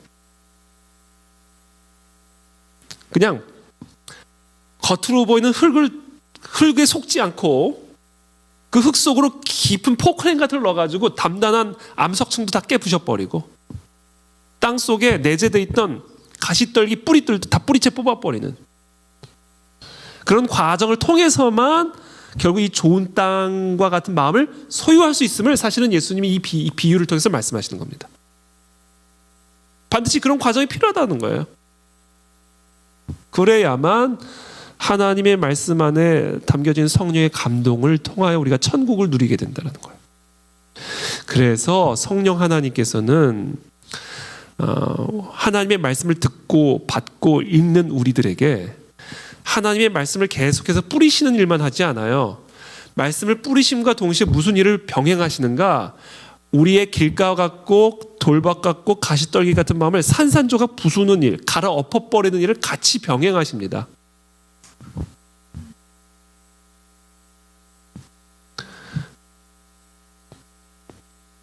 이게 사실 오늘 예수님의 이 비유가 설명하고 있는 바죠.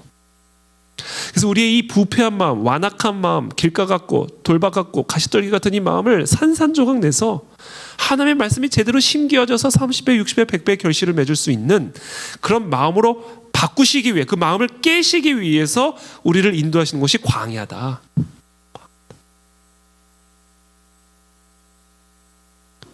광야는 우리의 부패한 마음을 산산조각 깨트려서 착하고 좋은 마음으로 변화시키는 하나님의 특별한 훈련장이죠. 그래서 우리는 광야를 그냥 광야라 부르지 않고 광야 학교라고 부르는 거예요. 여러분, 이게 성경적인 세계관이죠. 이게 성경이 우리의 광야를 해석해주는 특별한 계시입니다. 그러니까 여러분, 우리가 하여튼 어떤 종류의 광야든 우리는 항상 광야를 경험하거든요. 어떤 형태든. 성경은 그 광야의 현장에서 분명한 계시를 우리에게 주고 있는 거예요. 그거 뭐냐? 마음을 깨서 천국을 누리게 하기 위함이다. 아, 여전히 내 안에 돌밭이 있구나. 아, 흙이 5cm에서 10cm로 늘어나긴 했는데 그래도 하여튼 10cm 지나고 나면 여전히 돌이 있구나. 아, 다 뿌리 뽑은 줄 알았더니 여전히 내 안에 가시떨기가 있구나. 그래서 하나님 것들을 제거함으로써, 깨물로써 좋은 마음밭으로 귀경시키는, 좋은 마음밭으로 변화시키는 그 하나님의 역사가 바로 광야에 담겨진 의미죠. 자, 우리는 이 광야 학교에서 무엇을 연단받는가? 13페이지입니다. 하나님만이 우리의 모든 것이 되는 것을 연단받습니다. 하나님이 우리의 모든 거가 아니라 하나님만 우리의 모든 것이 되는 것을 연단받는 곳이 광야 학교입니다. 하나님만을 바라보고 하나님만을 의지하고 하나님만이 나의 전부가 되는 훈련을 받게 되죠. 그래서 광야에 들어가면요, 결정적인 특징이 있어요. 아무것도 없어요. 광야 학교에 들어갈 때 하나님이 하시는 특별한 일이 있습니다. 아무것도 없게 하십니다. 광야는 한마디로 아무것도 없는 곳이에요. 근데 조금 더 정확하게 표현하면 하나님 외에는 아무도 아무것도 없는 곳이 광야죠. 그래서 제가 약간 농담처럼 이런 표현을 써서 에덴 동산은 오늘날 우리의 기준으로 보면 광야였다. 에덴 동산에 이마트가 있는가 스타벅스가 있는가 뭐 제 수준에서 얘기한 겁니다. 약간 농담처럼 얘기한 겁니다. 지금 우리를 에덴 동산으로 데려간다면 천국이 아니라 지옥에 왔다고 생각했을지도 모른다. 왜? 아무것도 없었으니까. 그러니까 결국 기본적으로 이 에덴 동산이라는 곳은 어떤 곳인가? 우리가 어떻게 에덴 동산을 누릴 수 있는가? 제가 이야기하고자 하는 메시지는 이거예요. 하나님 외에는 아무것도 없는 연단의 과정을 통해서 우리는 우리의 마음밭이 새로워지고 하나님의 말씀을 받아 열매를 맺을 수 있는 착하고 좋은 마음밭으로 바뀔 수가 있다는 거예요. 그래서 이 광야는 분명하게 우리에게 고통을 주죠. 왜냐하면 하나님이 외에 많은 것들을 의지하고 있었기 때문에. 그러나 분명히 우리가 알아야 할 사실은 이 광야를 통해서 우리는 진정한 행복과 기쁨과 소망을 경험하게 될 것이다라는 겁니다. 하나님만이 우리의 모든 것이 될 때 하나님 안에 있는 모든 것을 누릴 수 있는 자들이 된다는 거죠. 이게 예수님이 설명하고자 하시는 비밀입니다. 성경이 우리에게 가르쳐주고 있는 천국은 하나님 한 분만으로 충분한 세상이죠. 그렇죠? 천국에 가면 하나님만 계셔요. 그렇죠? 하나님 한 분만으로 충분한 겁니다. 우리에게 필요한 모든 것이 하나님 한 분으로부터만 흘러나오는 것임을 생생하게 경험하며 살아갈 수 있는 세상이 바로 성경이 우리에게 가르쳐주고 있는 천국이죠. 그래서 우리는 천국을 경험하고 천국을 배우기 위해서 일시적으로 하나님 외의 모든 것들이 다 사라지는 경험을 하게 되는 겁니다.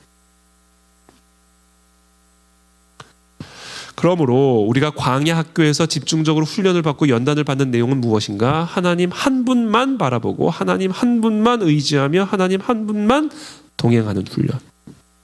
우리는 그와 같은 훈련을 통해 모든 것이 다 전능하신 여호와 하나님에게 달려있는 것이다. 모든 것은 다 하나님의 주권에 속한 문제다라는 사실을 배우게 되죠. 이게 바로 천국의 비밀이고 이 천국의 비밀을 우리는 광야의 훈련을 통해서 배운다. 그게 시편 34편의 말씀, 신명기 8장의 말씀, 잠언 12장의 말씀, 히브리서 12장의 말씀, 로마서 8장의 말씀입니다. 자, 마지막으로 7번 말씀을 묵상하는 삶 이게 있는데요. 여러분 이거는 한번 쭉 읽어보시면 좋을 것 같고요. 시간이 많이 갔기 때문에 기본적으로 제가 여기서 얘기하고 있는 것은 제가 지난 주일 설교 때 지난 몇 주간 제가 주일 설교 때 드린 말씀입니다. 결국 좋은 마음밭이 되면 살아계신 하나님의 기록된 로고스가 하나님의 음성인 레마로 임하게 되는 것을 경험하게 된다는 것이죠. 이게 성령의 감동이에요. 활자체가 활력체로 변환되어지는 그 과정을 일으키는 게 바로 말씀 묵상입니다. 그래서 좋은 마음밭을 만들고 그 마음밭에 하나님의 말씀의 씨가 뿌려져서 그 말씀을 묵상하는 과정을 통해서 기록된 활자체가 살아있는 활력체로 변환되어지는 성령의 감동을 경험하게 된다. 그래서 제가 지난주에 우리의 마음은 영혼의 고막이다라는 비유를 드렸죠. 하나님의 말씀이 기록된 말씀이 우리의 마음밭에 떨어졌을 때 그 마음밭이 착하고 좋은 마음밭일 경우에 하나님의 말씀 안에 내재되어 있는 성령의 감동이 좋은 마음밭의 마음을 진동시켜서 그 진동이 우리의 영을 통해서 하나님의 음성으로 임하게 된다. 그와 같은 과정을 일으키는 게 말씀 묵상이다. 그래서 14페이지 하단부에 보면 묵상이란 하나님의 말씀을 이해하고 내가 이해한 그 말씀을 내 삶에 적용함으로써 이루어집니다. 그리고 그 모든 과정 가운데 철저하게 성령 하나님의 은혜와 도우심을 의지하는 과정이에요. 제가 아까 서두에도 말씀드렸지만 성경은 분명히 저자가 있어요. 인간이 썼습니다. 그래서 다른 인간이 쓴 책을 이해하기 위해서 우리가 행하는 모든 것들을 같이 해야 돼요. 배경도 이해해야 되고 지적으로 이해해야 되고 문체도 공부해야 되고 우리가 다른 일반적인 책을 읽을 때 그 책을 이해하기 위해서 우리가 동원하는 다양한 지적인 도구들, 지적인 노력들을 사용해야 합니다. 그러나 동시에 이 말씀은 성령의 감동으로 쓰여진 책이기 때문에 철저하게 성령 하나님의 은혜와 도우심을 의지함으로써 이 말씀이 무엇을 의미하고자 하는지를 성령님의 도움을 받는 거예요. 이게 말씀 묵상이죠. 그래서 15페이지 중반에 보면 제가 저번에 성경 말씀 묵상 QT 이야기할 때 구체적으로 이야기했기 때문에 자세하게는 말씀을 드리진 않지만 결국 기본적으로 이거예요. 말씀을 이해하는 노력을 기울여야 돼요. 말씀 묵상을 위해서는. 왜 인간이 쓴 책이기 때문에 그 인간이 쓴 다른 책들을 이해하기 위해서 우리가 행하는 모든 노력들을 같이 해야 됩니다. 자꾸 들어야 되고요. 그러니까 설명을 자꾸 들어야 돼요. 그러니까 설교죠. 그리고 성경을 일단 자꾸 읽어야 돼요. 여러분 성경을 자꾸 읽어야 됩니다. 그래서 성경을 자꾸 연구해야 돼요. 그래서 성경을 이해하기에 도움을 주는 다양한 노력들을 해야 됩니다. 얼마나 좋은 책들이 많이 있고 얼마나 좋은 강의들이 많이 있고 그렇습니까? 그래서 우리가 이 하나님의 말씀을 묵상하기 위해서는 먼저 말씀을 이해하고 있어야 된다. 잘 이해해야 된다. 지적인 노력을 요구하는 거죠. 그러나 동시에 성령의 감동으로 쓰여진 책이기 때문에 철저하게 성령 하나님에게 의지하면서 들어야 하고 읽어야 하고 연구해야 된다. 이 모든 과정을 총체적으로 묵상이라고 표현하는 거예요.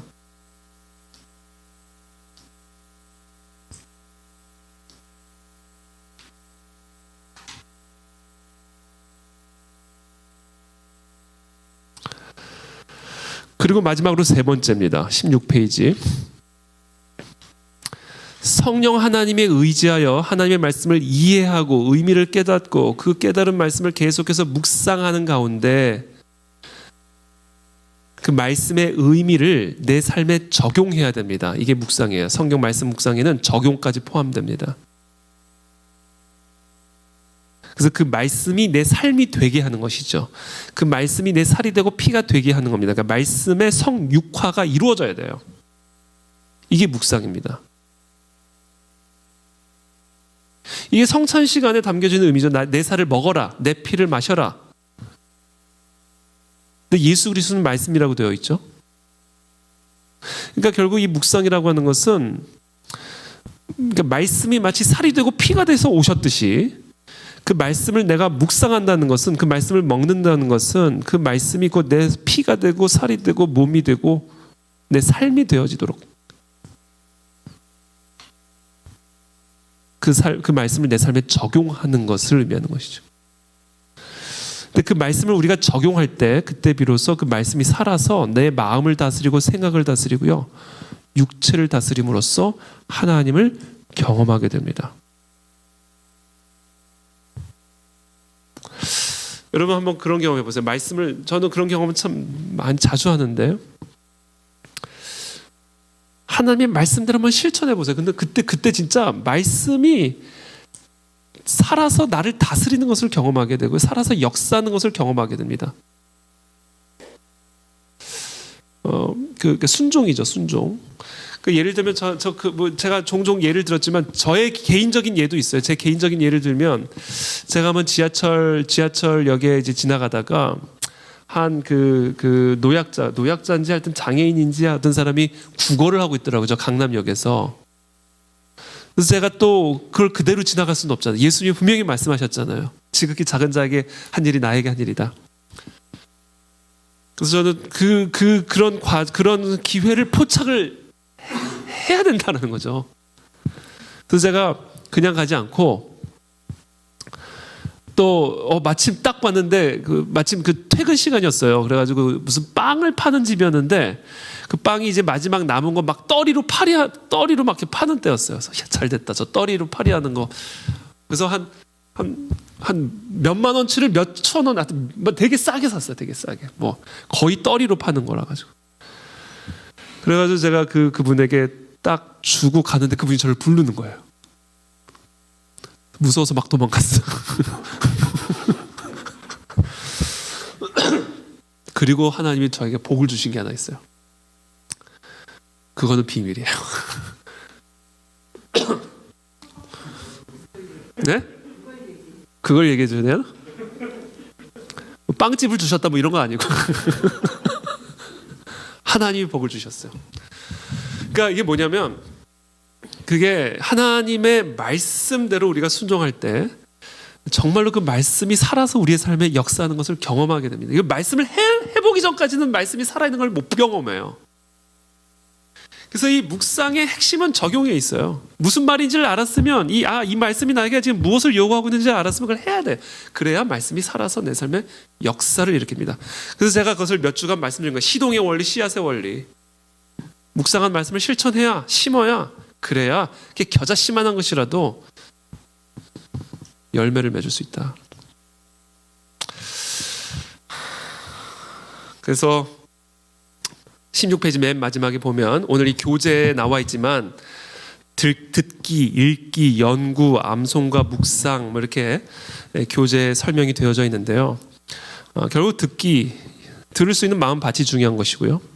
읽기, 읽음을 통해서 우리는 하나님의 말씀을 깊이 관찰하고, 연구를 통해서 그 관찰한 하나님의 말씀을 깊이 이해하고, 이해한 말씀을 끊임없이 읊조리면서 묵상함으로써 살아계신 하나님의 음성을 듣게 되고, 그 하나님의 음성을 실천함으로써 우리는 하나님의 말씀이 활자체에서 활력체로 임하게 되는 것을 우리의 삶 속에서 실제로 경험하게 된다. 그래서 이 과정을 통해서만 우리는 성경이 진짜 하나님의 말씀이구나, 성경의 절대 무호성, 성경의 신적 권위를 이해할 수가 있게 되는 것이죠.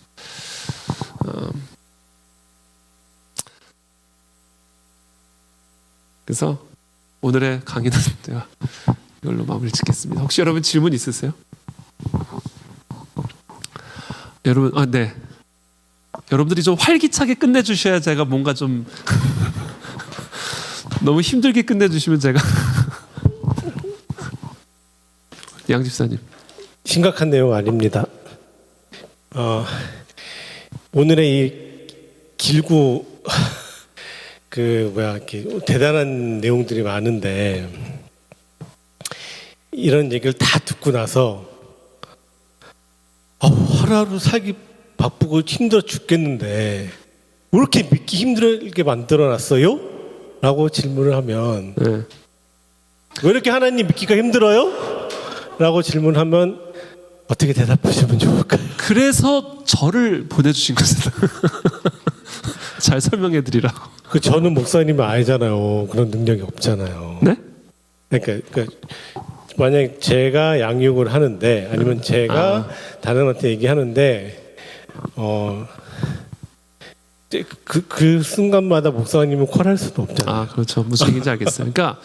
그러니까 이 내용을, 그거는 제가 끝나고 설명을 드리기 시간이 다 갔기 때문에, 네.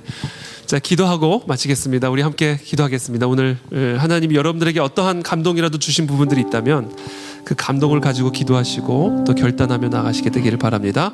함께 기도하며 나가겠습니다. 살아계신 하나님, 시간 기도.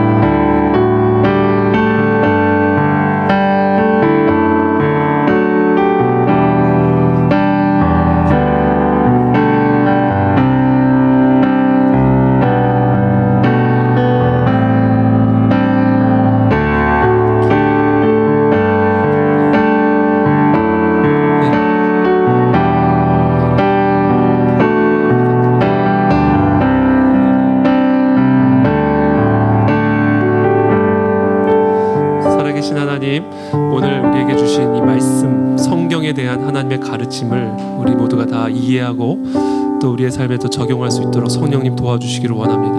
우리의 힘과 우리의 지혜로는 정말 아무것도 할 수 없습니다. 성령 하나님의 은혜와 도우심으로만 우리 모든 일들을 감당할 수 있습니다. 하나님, 우리 모두가 더 성령의 능력을 경험하는 삶이 되게 도와주시고 성령의 감동을 더 경험하게 도와주셔서 성령의 감동을 전할 수 있는 하나님의 사람들 다 될 수 있도록 축복하여 주옵소서. 예수 그리스도 이름으로 감사하며 기도합니다.